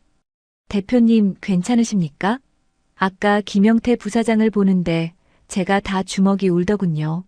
난 괜찮아. 놈들이 공포에 질린 얼굴을 보니 오히려 힘이 나던데. 로건은 책상 위에 놓인 서류 봉투를 집어들었습니다. 봉투 겉면에는 25년 전 김재민 실종 사건 및 살인 미수 증거 자료라고 적혀 있었습니다. 김 비서, 트럭 운전사는 어떻게 됐지? 네, 경찰이 도난 차량 수배를 내리자마자 꼬리가 잡혔습니다. 저희가 심어둔 사람이 먼저 접촉해서 자백을 받아냈습니다. 김영태가 시킨 일이라는 녹취록과 착수금이 입금된 대포 통장 내역까지 확보했습니다. 좋아. 그리고 25년 전 사건 목격자는 당시 사고 현장 근처에서 야근 후 귀가하는 분을 어렵게 찾았습니다. 차에서 아이를 꺼내 안고 가는 여자를 봤다는 증언 확보했습니다. 그리고 혜신이 당시 대표님을 불법 브로커에 넘긴 증거도 찾아냈습니다. 로건은 고개를 끄덕였습니다. 그물은 촘촘하게 짜여가고 있었습니다. 혜신과 형태가 빠져나갈 구멍은 어디에도 없었습니다. 서두르지 마. 놈들이 가장 높이 올라갔다고 생각하는 순간 그때 터트린다. 김영태의 사장 취임식 날이 좋겠어. 세상 모든 스포트라이트가 그들에게 쏟아질 때 그들의 추악한 민낯을 까발려주는 거야. 로건은 어머니의 전단지를 어루만지며 나직이 속삭였습니다. 조금만 기다리세요, 어머니. 이제 곧 끝납니다. 그 시각 로건이 마련해준 안전가옥에서 미영은 창밖을 바라보고 있었습니다. 로건이 위험하니 절대 밖으로 나오지 말라고 신신당부했기에 그녀는 하루 종일 집 안에서 아들이 무사하기만을 기도하고 있었습니다. 미영의 손에는 로건이 주고 간 낡은 가족 사진이 들려 있었습니다. 사진 속 젊은 자신과 어린 재민이, 그리고 오려진 곳에 남편 김용호의 빈자리. 여보, 당신은 알고 있나요? 우리 재민이가 살아 돌아왔다는 걸. 그리고 당신 옆에 있는 그 여자가 무슨 짓을 했는지. 미영의 눈가에 눈물이 고였습니다. 두렵고 떨리지만 이제는 더 이상 숨지 않겠다고 다짐했습니다. 아들이 저렇게 밖에서 사투를 벌이고 있는데 어미가 방구석에 숨어 있을 수는 없었습니다. 미영은 거울을 보며 목에 두른 스카프를 매만졌습니다. 언젠가 이 스카프를 풀고 당당하게 아들 옆에 서는 날, 그날이 오면 남편에게도 떳떳하게 말할 수 있을 것입니다. 우리가 이겼노라고. 밤이 깊어갔지만 유명테크와 파인테크 두 회사의 불은 꺼지지 않았습니다. 혜신은 파멸을 막기 위해, 로건은 정의를 실현하기 위해 각자의 칼날을 갈고 있었습니다. 그리고 다가올 김영태의 사장 취임식. 그날은 축제의 날이 아니라 누군가에게는 장례식이 될 운명의 날이었습니다. 유명테크의 신임 사장 취임식 날이 밝았습니다. 혜신의 계략대로 일정이 앞당겨진 탓에 준비는 급박하게 이루어졌지만 회사의 명운이 걸린 행사인 만큼 호텔 연회장은 화려한 꽃장식과 유명 인사들로 가득 찼습니다. 대기실에서 거울을 보며 넥타이를 매만지는 형태의 손은 미세하게 떨리고 있었습니다. 엄마, 정말 괜찮을까요? 로건 그 자식이 가만히 있을 리가 없잖아요. 혜신은 아들의 어깨를 세게 쥐며 다독였습니다. 걱정 마. 오늘 행사장은 우리 보안 요원들이 철통같이 지키고 있어. 로건 놈은 들어오지도 못할 거다. 넌 그저 웃으면서 단상에 올라가기만 하면 돼. 오늘만 지나면 모든 게 우리 세상이야. 혜신은 겉으로는 당당해 보였지만 속으로는 불안감에 시달리고 있었습니다. 며칠 전부터 로건의 행방이 묘연했기 때문입니다. 파인테크 사무실에도 미영이 숨어있는 안전 가옥 근처에도 로건의 모습은 보이지 않았습니다. 마치 폭풍 전야의 고요함처럼 혜신의 숨통을 조여오고 있었습니다. 취임식이 시작되었습니다. 웅장한 음악과 함께 사회자의 소개가 이어졌습니다. 자, 그럼 이제 유명테크의 새로운 미래를 이끌어갈 제2대 사장, 김영태님을 단상으로 모시겠습니다. 형태가 억지 웃음을 지으며 단상 위로 올라갔습니다. 맨 앞줄에는 김용우 회장이 흐뭇한 표정으로 박수를 치고 있었고 그 옆에는 혜신이 화려한 한복을 입고 우아하게 앉아 있었습니다. 모든 것이 완벽해 보였습니다. 적어도 그 영상이 나오기 전까지는 말입니다. 형태가 취임사를 하기 위해 마이크를 잡으려는 순간 대형 스크린의 화면이 지직거리더니 갑자기 바뀌었습니다. 화려한 회사 로고 대신 어두운 골목길에 세워진 검은 트럭의 모습이 나타났습니다. 그리고 낯선 남자의 목소리가 스피커를 통해 흘러나왔습니다. 네, 김영태 부사장님이 시키신 대로 했습니다. 트럭으로 밀어버렸는데 운 좋게 피하더라고요. 착수금은 받은 걸로 치고 도망가겠습니다. 장내가 순식간에 술렁거렸습니다. 혜신과 형태의 얼굴이 사색이 되었습니다. 이게 뭐야? 당장 꺼. 화면 끄라고. 혜신이 소리를 질렀지만 방송실 문은 굳게 잠겨 있었습니다. 이어서 화면에는 통장 거래 내역이 떴습니다. 보내는 분 GHT 기획 김영태, 받는 분 트럭 운전사, 금액 5천만 원. 저건 조작이야. 모함이라고. 형태가 마이크를 잡고 악을 썼지만 이미 사람들은 수군대기 시작했습니다. 김용우 회장의 표정이 굳어졌습니다. 그때 무대 뒤편에서 로건이 천천히 걸어 나왔습니다. 그의 손에는 마이크가 들려 있었습니다. 조작이 아닙니다. 여기 계신 모든 분이 보신 그대로입니다. 로건의 등장에 혜신은 비명을 지를 뻔했습니다. 보안 요원들은 대체 뭐 하고 있었단 말입니까? 로건은 당황한 보안 요원들을 가볍게 제치고 단상 중앙으로 걸어왔습니다. 김영태 사장님, 아니 살인 미수범 김영태 씨. 당신이 사주한 트럭 운전사는 이미 경찰에 자수했습니다. 당신이 건넨 대포폰과 녹취 파일까지 모두 제출했고요. 이제 변명은 통하지 않습니다. 로건의 말에 형태는 다리에 힘이 풀려 주저앉고 말았습니다. 혜신이 달려 나와 로건의 앞을 막아섰습니다. 네 이놈, 감히 여기가 어디라고 행패야. 남의 잔칫날에 재를 뿌려도 유분수지. 재를 뿌린 건 제가 아니라 당신들이죠. 25년 전부터 지금까지 탐욕을 위해 사람 목숨을 파리 목숨처럼 여긴 당신들 말입니다.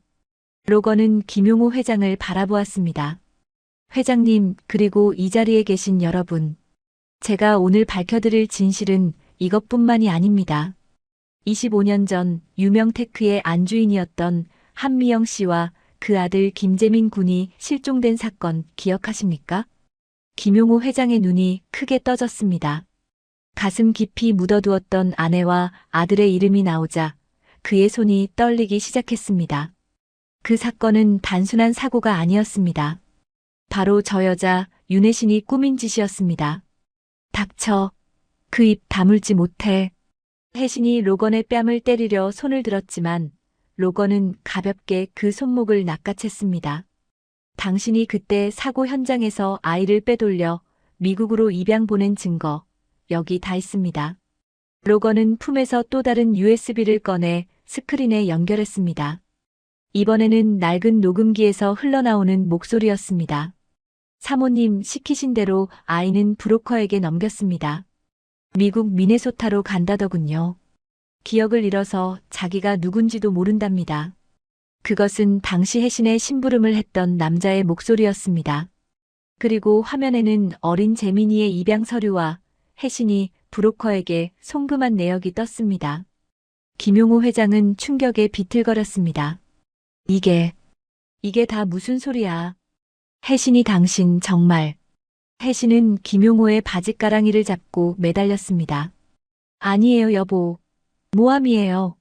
저놈이 회사를 뺏으려고 꾸민 짓이에요. 믿지 마세요. 하지만 김용호는 혜신을 뿌리쳤습니다.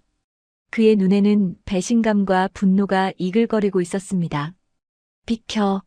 내 아내와 아들을. 네가 감히. 그때 로건이 다시 입을 열었습니다. 회장님, 아직 놀라시기엔 이릅니다. 당신이 그토록 찾고 싶어 했던 아들 김재민, 그 아이가 바로 저입니다. 장내가 찬물을 끼얹은 듯 고요해졌습니다. 김용호 회장은 숨도 쉬지 못하고 로건을 바라보았습니다. 자니가 재민이라고? 로건은 천천히 자신의 왼쪽 팔 소매를 걷어 올렸습니다. 팔꿈치 아래 선명하게 박혀있는 3개의 점. 김용호는 비틀거리며 단상으로 올라와 그 점을 확인했습니다. 아! 김용호의 입에서 탄식이 터져나왔습니다. 29년 전 아내와 함께 보며 신기했던 그 점이 틀림없었습니다. 재민아. 내 아들 재민아. 김용호가 로건을 안으려 손을 뻗었지만 로건은 차갑게 뒷걸음질 쳤습니다. 저를 아들이라 부르지 마십시오. 당신은 제 아버지가 아닙니다. 당신이 저 여자에게 속아 호의호식하는 동안 제 어머니는 당신이 잃어버린 아들을 찾기 위해 지옥 같은 삶을 살았습니다. 로건의 시선이 연회장 입구를 향했습니다. 문이 열리고 스카프를 두른 미영이 들어오고 있었습니다. 로건의 비서가 그녀를 부축하고 있었습니다. 미영아. 김용호는 믿을 수 없다는 표정으로 미영을 불렀습니다. 늙고 초라해졌지만 분명히 자신의 아내 미영이었습니다. 미영은 떨리는 걸음으로 단상 앞으로 다가왔습니다. 그리고 혜신을 노려보았습니다. 윤혜신, 네가 내 아들을 뺏어가고 내 인생을 망가뜨렸어. 천벌을 받을 거야. 혜신은 바닥에 주저앉아 덜덜 떨기만 할 뿐 아무 말도 하지 못했습니다. 그때 연회장 밖에서 사이렌 소리가 들려왔습니다. 곧이어 경찰들이 들이닥쳤습니다. 김영태 씨, 당신을 살인 미수교사 및 횡령 혐의로 긴급 체포합니다. 그리고 윤혜신 씨, 공소시효 지난 사건들을 배제하더라도 당신 또한 살인 미수 공모 및 횡령 혐의로 체포합니다. 경찰들이 수갑을 채우자 혜신과 형태는 발악하며 소리쳤습니다. 이건 음모야. 놓으라고. 내가 누군지 알아. 하지만 그들의 외침은 공허한 메아리가 될 뿐이었습니다. 기자들은 연신 플래시를 터뜨리며 몰락하는 재벌가의 추악한 모습을 담아내기에 바빴습니다. 형태가 끌려가며 로건을 향해 소리쳤습니다. 두고 봐. 내가 가만 안 둘 거야. 내 놈을 죽여버릴 거야. 로건은 차가운 눈으로 그들을 내려다보며 말했습니다. 감옥에서 평생 썩으면서 반성해라. 그게 너희들에게 어울리는 최후니까. 혜신과 형태가 끌려나가고 연회장은 난장판이 되었습니다. 김용호 회장은 충격으로 쓰러질 듯 비틀거렸습니다. 그는 떨리는 손으로 미영에게 다가가려 했습니다. 여보, 미안해. 내가 잘못했어. 하지만 미영은 차갑게 고개를 돌렸습니다. 당신 사과 받고 싶지 않아요. 당신이 저 여자와 행복하게 사는 동안 나는 지옥불 속에서 살았으니까요. 우리 재민이가 살아 돌아온 것만으로도 나는 좋게요. 미영은 로건의 손을 잡고 단상을 내려왔습니다. 김용호는 그 자리에 못 박힌 듯 서서 멀어지는 아내와 아들의 뒷모습을 바라보며 하염없이 눈물을 흘렸습니다. 자신이 저지른 과오가 얼마나 큰지, 잃어버린 것이 무엇인지 뼈저리게 느끼는 순간이었습니다. 취임식장은 혜신과 형태의 파멸, 그리고 김용호의 몰락을 알리는 처형장이 되었습니다. 반면 로건과 미영에게는 길고 긴 어둠을 끝내고 세상 밖으로 나오는 부활의 장소가 되었습니다. 로건은 어머니의 손을 꼭 잡고 호텔을 빠져나왔습니다. 밖에는 어느새 봄비가 부슬부슬 내리고 있었습니다. 하지만 두 사람에게는 그 비가 차갑지 않았습니다. 지난 세월의 아픔을 씻겨주는 단비처럼 느껴졌습니다. 어머니, 이제 다 끝났어요. 집에 가요. 그래. 가자, 재민아. 두 모자는 서로를 의지하며 빗속을 걸어갔습니다. 취임식장에서의 충격적인 폭로가 있은 지 며칠이 지났습니다. 화려했던 연회장은 아수라장이 되었고 혜신과 형태가 경찰차에 실려가는 모습은 뉴스 특보로 전국에 생중계되었습니다. 대한민국 재계 서열 1위였던 유명 테크는 창사 이래 최대 위기를 맞았습니다. 하지만 가장 큰 지옥을 맛보고 있는 사람은 다름 아닌 김용호 회장이었습니다. 텅 빈 회장실, 김용호는 멍하니 소파에 앉아 로건이 두고 간 증거 자료들을 다시 훑어보고 있었습니다. 혜신이 입양 브로커에게 보낸 송금 내역, 그리고 심지어 트럭 사고를 사주한 아들 형태의 통화 녹취록까지. 모든 것이 명백했습니다. 내가 독사를 집안에 들이고 살았어. 내 처자식을 잡아먹은 짐승을. 김용호는 가슴을 치며 통곡했습니다. 그날 아내 미영이 실종되었을 때 조금 더 끈질기게 찾았어야 했습니다. 혜신의 달콤한 위로에 속아 너무 일찍 포기해버린 자신의 안일함이 뼈에 사무치게 후회되었습니다. 그는 자신이 누렸던 지난 세월의 호의호식이 아내와 아들의 피눈물 위에 세워진 것임을 깨닫고 몸서리쳤습니다. 김용호는 비틀거리며 일어났습니다. 염치 없지만 죽기 전에 딱 한 번이라도 미영과 재민이에게 용서를 빌어야 했습니다. 그는 수행 비서도 대동하지 않은 채 택시를 타고 로건의 회사인 파인테크로 향했습니다. 로건의 대표이사실 앞, 김용호는 쭈뼛거리며 서 있었습니다. 잠시 후 문이 열리고 로건이 나왔습니다. 차가운 눈빛의 아들 뒤로 휠체어에 앉은 미영이 보였습니다. 미영은 아직 몸이 다 회복되지 않아 거동이 불편했지만 눈빛만은 대쪽같이 꼿꼿했습니다. 여보. 그리고 재민아. 김용호는 그 자리에 털썩 무릎을 꿇었습니다.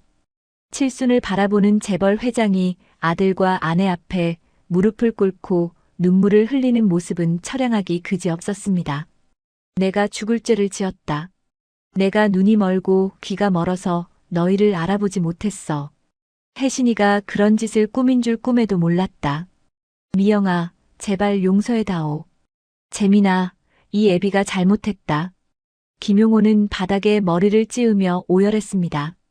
하지만 로건과 미영의 표정은 싸늘했습니다. 로건이 차갑게 입을 열었습니다.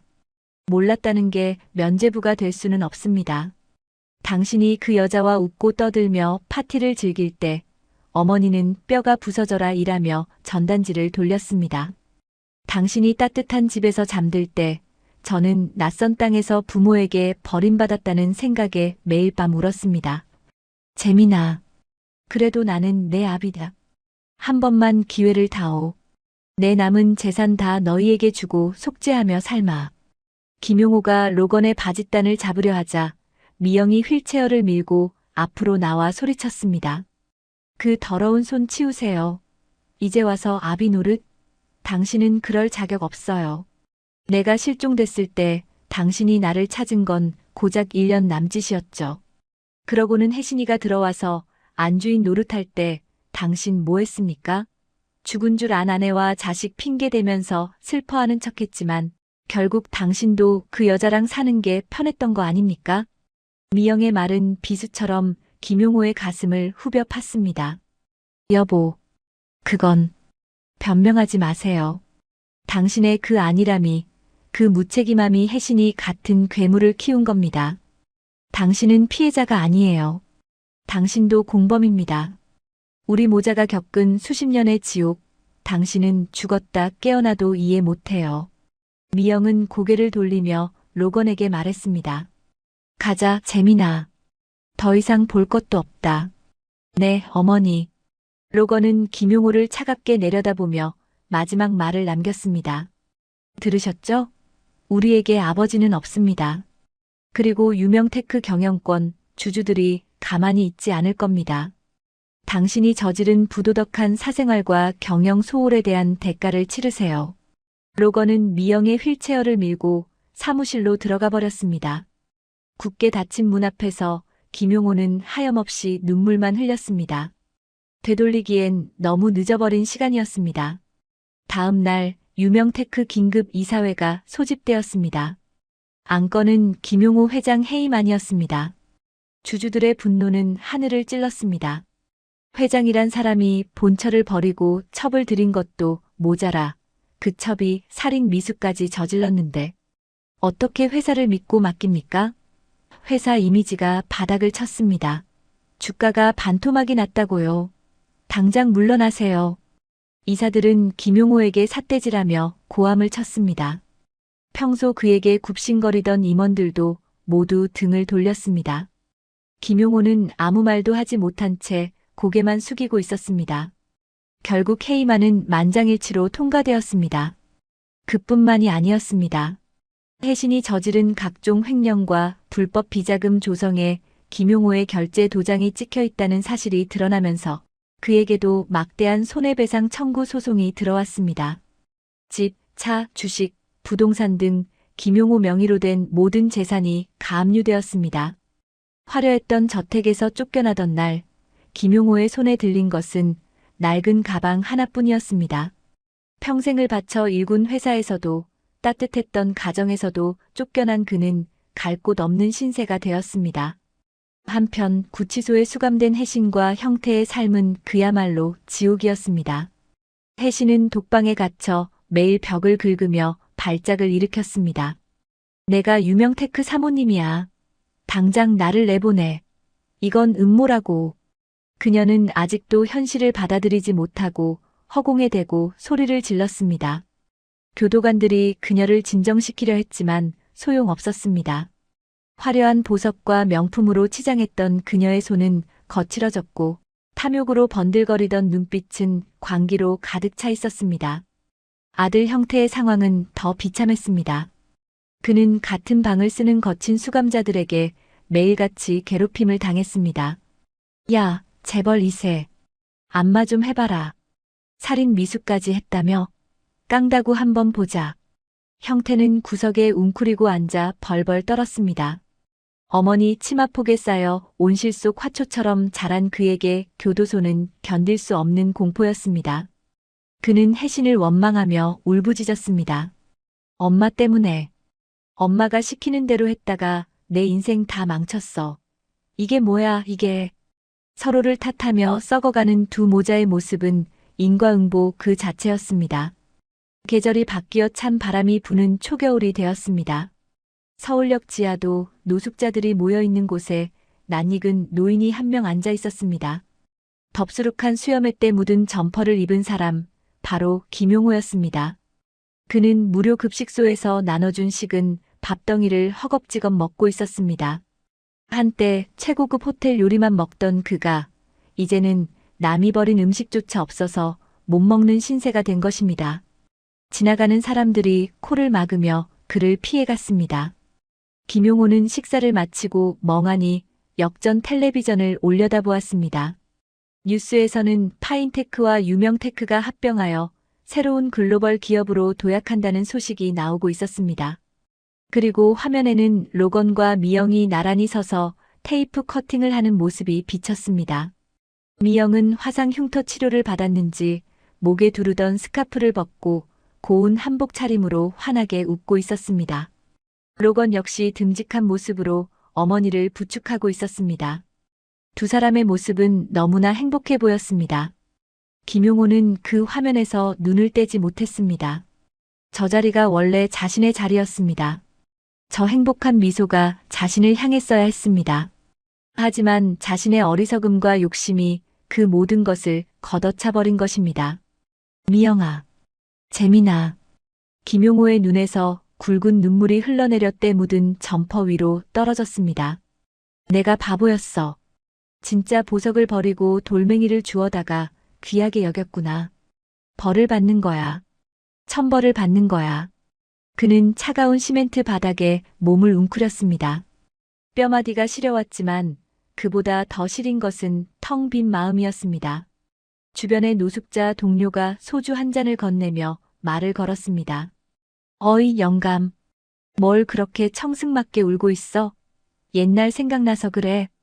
김용호는 떨리는 손으로 소주잔을 받아들었습니다. 네. 제가 세상에서 제일 큰 죄인입니다. 가족을 버린 죄인이에요. 그는 독한 소주를 단숨에 털어 넣었습니다. 목구멍이 타들어가는 듯 했지만 가슴 속의 후회는 지워지지 않았습니다.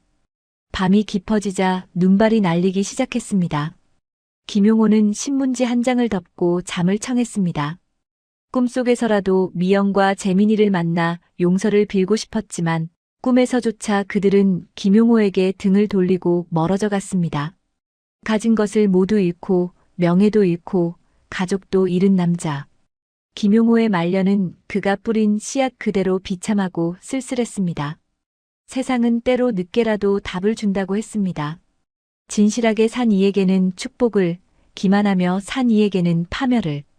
김용호는 차가운 길바닥 위에서 그 뼈아픈 진리를 온몸으로 깨닫고 있었습니다. 하지만 그의 후회는 아무런 힘이 없었습니다. 잃어버린 기회는 다시 돌아오지 않았고 그가 감당해야 할 형벌의 시간은 이제 막 시작되었을 뿐입니다. 모든 것이 제자리로 돌아왔습니다. 혜신과 형태는 차가운 감옥에서 죗값을 치르고 있었고 김용호는 길거리에서 뼈저린 후회 속에 하루하루를 보내고 있었습니다. 악인들이 사라진 자리에 남은 것은 로건과 미영, 두 모자의 온전한 시간이었습니다. 로건은 경영 일선에서 바쁜 나날을 보내면서도 하루의 시작과 끝은 반드시 어머니 미영과 함께했습니다. 그는 제일 먼저 어머니를 위해 대한민국 최고의 피부과 전문의들을 수소문했습니다. 어머니, 이제 그 스카프 잠시 풀어두셔도 돼요. 제가 어머니 목에 있는 그 아픈 기억들 다 지워드릴게요. 강남의 한 유명 피부과 진료실. 로건은 의사에게 신신당부했습니다. 돈은 얼마가 들어도 상관없습니다. 시간이 얼마나 걸려도 좋으니 저희 어머니 피부를 예전처럼, 아니 그보다 더 곱게 만들어주세요. 이 흉터는 그냥 상처가 아니라 저를 살리려다 생긴 훈장이거든요. 미영은 비싼 치료비 이야기에 손사래를 쳤습니다. 아이고 재민아. 다 늙은 노인니가 무슨 흉터 치료냐. 그냥 이대로 살다가도 된다. 옷으로 가리면 그만인걸. 하지만 로건은 미영의 거친 손을 꼭 잡으며 단호하게 말했습니다. 아니요 어머니. 어머니는 죄인이 아니잖아요. 더 이상 가리고 숨기지 마세요. 이제 당당하게 얼굴 들고 다니셔야죠. 제가 그렇게 해드리고 싶어요. 아들의 간곡한 부탁에 미영은 결국 치료를 결심했습니다. 치료 과정은 쉽지 않았습니다. 레이저가 피부를 지나갈 때마다 따끔거리는 통증이 있었지만 미영은 25년 전 불길 속의 고통을 떠올리며 묵묵히 견뎌냈습니다. 그때의 고통이 아들을 살리는 고통이었다면 지금의 통증은 아들과 함께할 행복한 미래를 위한 준비였으니까요. 수차례의 수술과 치료가 반복되는 동안 계절은 겨울에서 봄으로 바뀌고 있었습니다. 로건은 주말마다 미영을 데리고 그동안 못 가본 곳들을 찾아다녔습니다. 어느 주말 두 사람은 백화점 명품관을 찾았습니다. 화려한 옷들이 즐비한 매장에서 미영은 가격표를 보고는 입이 떡 벌어져 뒷걸음질 쳤습니다. 재민아, 옷 한 벌 값이 무슨 쌀백가마니 값이냐. 난 시장 옷이 편하다. 나가자. 어머니, 오늘은 제 말 들으세요. 파인테크 회장님 어머니신데 이 정도는 입으셔야죠.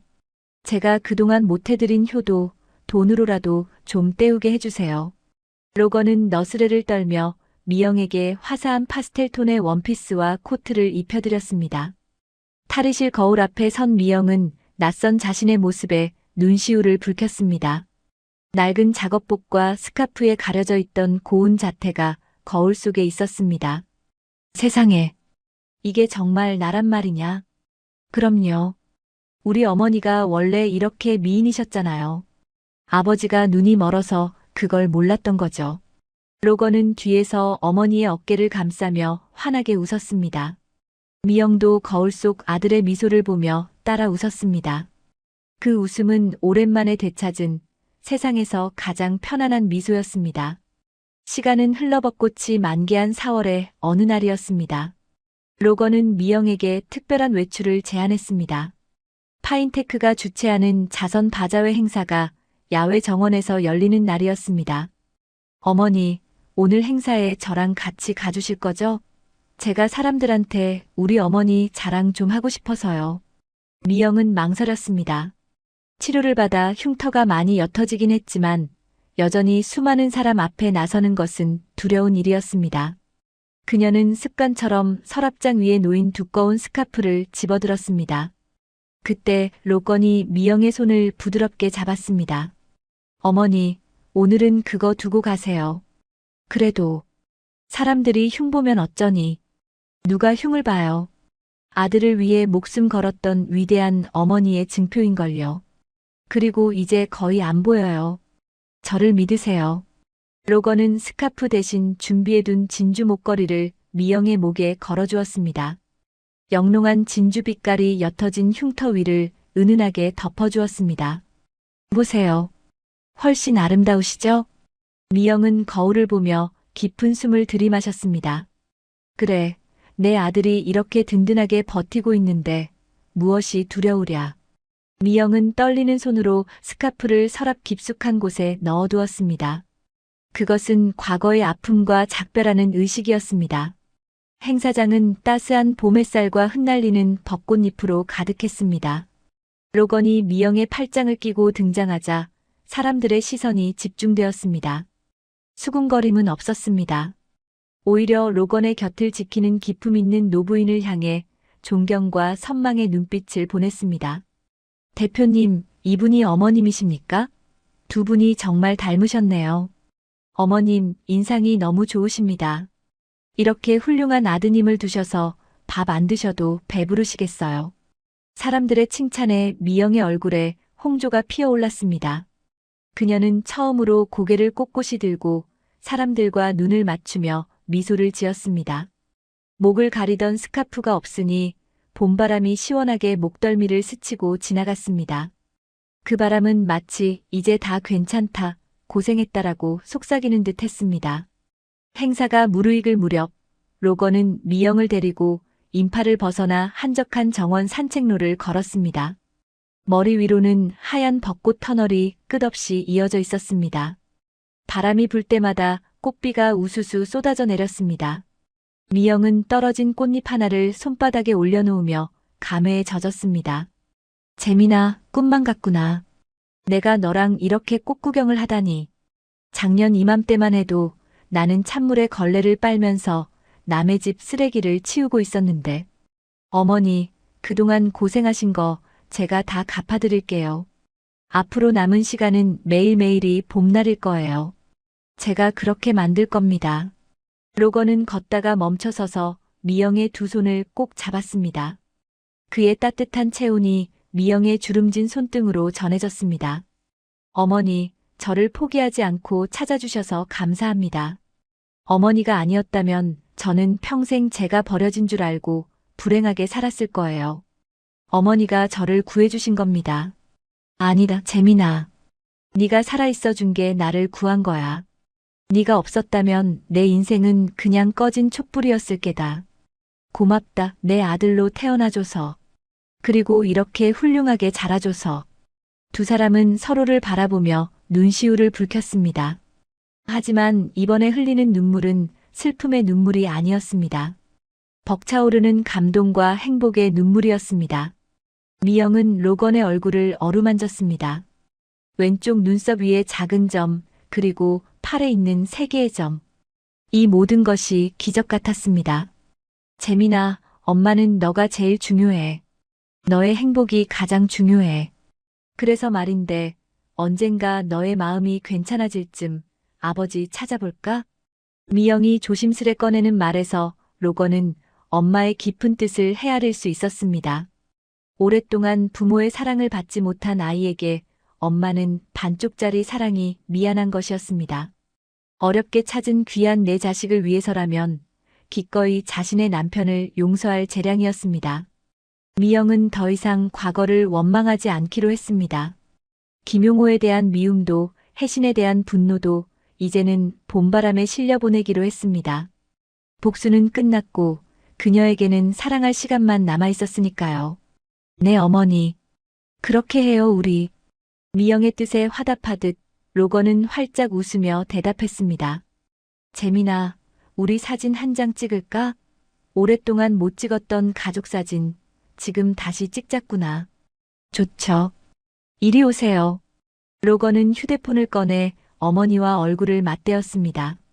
화면 속에 비친 두 사람의 얼굴은 벚꽃보다 더 화사하게 빛나고 있었습니다. 하나, 둘, 셋. 김치. 찰칵. 사진 속에는 흉터도 그늘도 없는 환한 미소의 두 모자가 담겼습니다. 그 사진은 미영이 평생 품고 다녔던 낡고 찢어진 흑백 사진을 대신하여 새로운 것이 벽면 가장 잘 보이는 곳에 걸릴 것입니다. 벚꽃잎이 눈처럼 흩날리는 정원, 로건과 미영은 다시 손을 잡고 걸어갔습니다. 그들의 뒷모습은 더 이상 외롭지 않았습니다. 길고 긴 겨울을 이겨내고 피어난 꽃처럼 그들의 인생은 이제 막 가장 아름다운 개화기를 맞이하고 있었습니다. 세상은 때로 우리를 속이고 소중한 것을 앗아가기도 합니다. 억울함에 가슴을 치고 절망의 구렁텅이에 빠져 허우적거릴 때도 있습니다. 하지만 끝내 포기하지 않는 이에게 인생은 반드시 답을 해줍니다. 로건과 미영이 보여준 것처럼 잃어버린 세월을 보상받는 가장 완벽한 방법은 남은 시간을 진실하게 사랑하며 오늘 주어진 행복을 마음껏 누리며 사는 것입니다. 스카프를 벗어 던진 미영의 목덜미로 따스한 4월의 햇살이 내려앉았습니다. 그것은 모진 풍파를 견뎌낸 그녀에게 하늘이 내려주는 찬란한 축복이었습니다.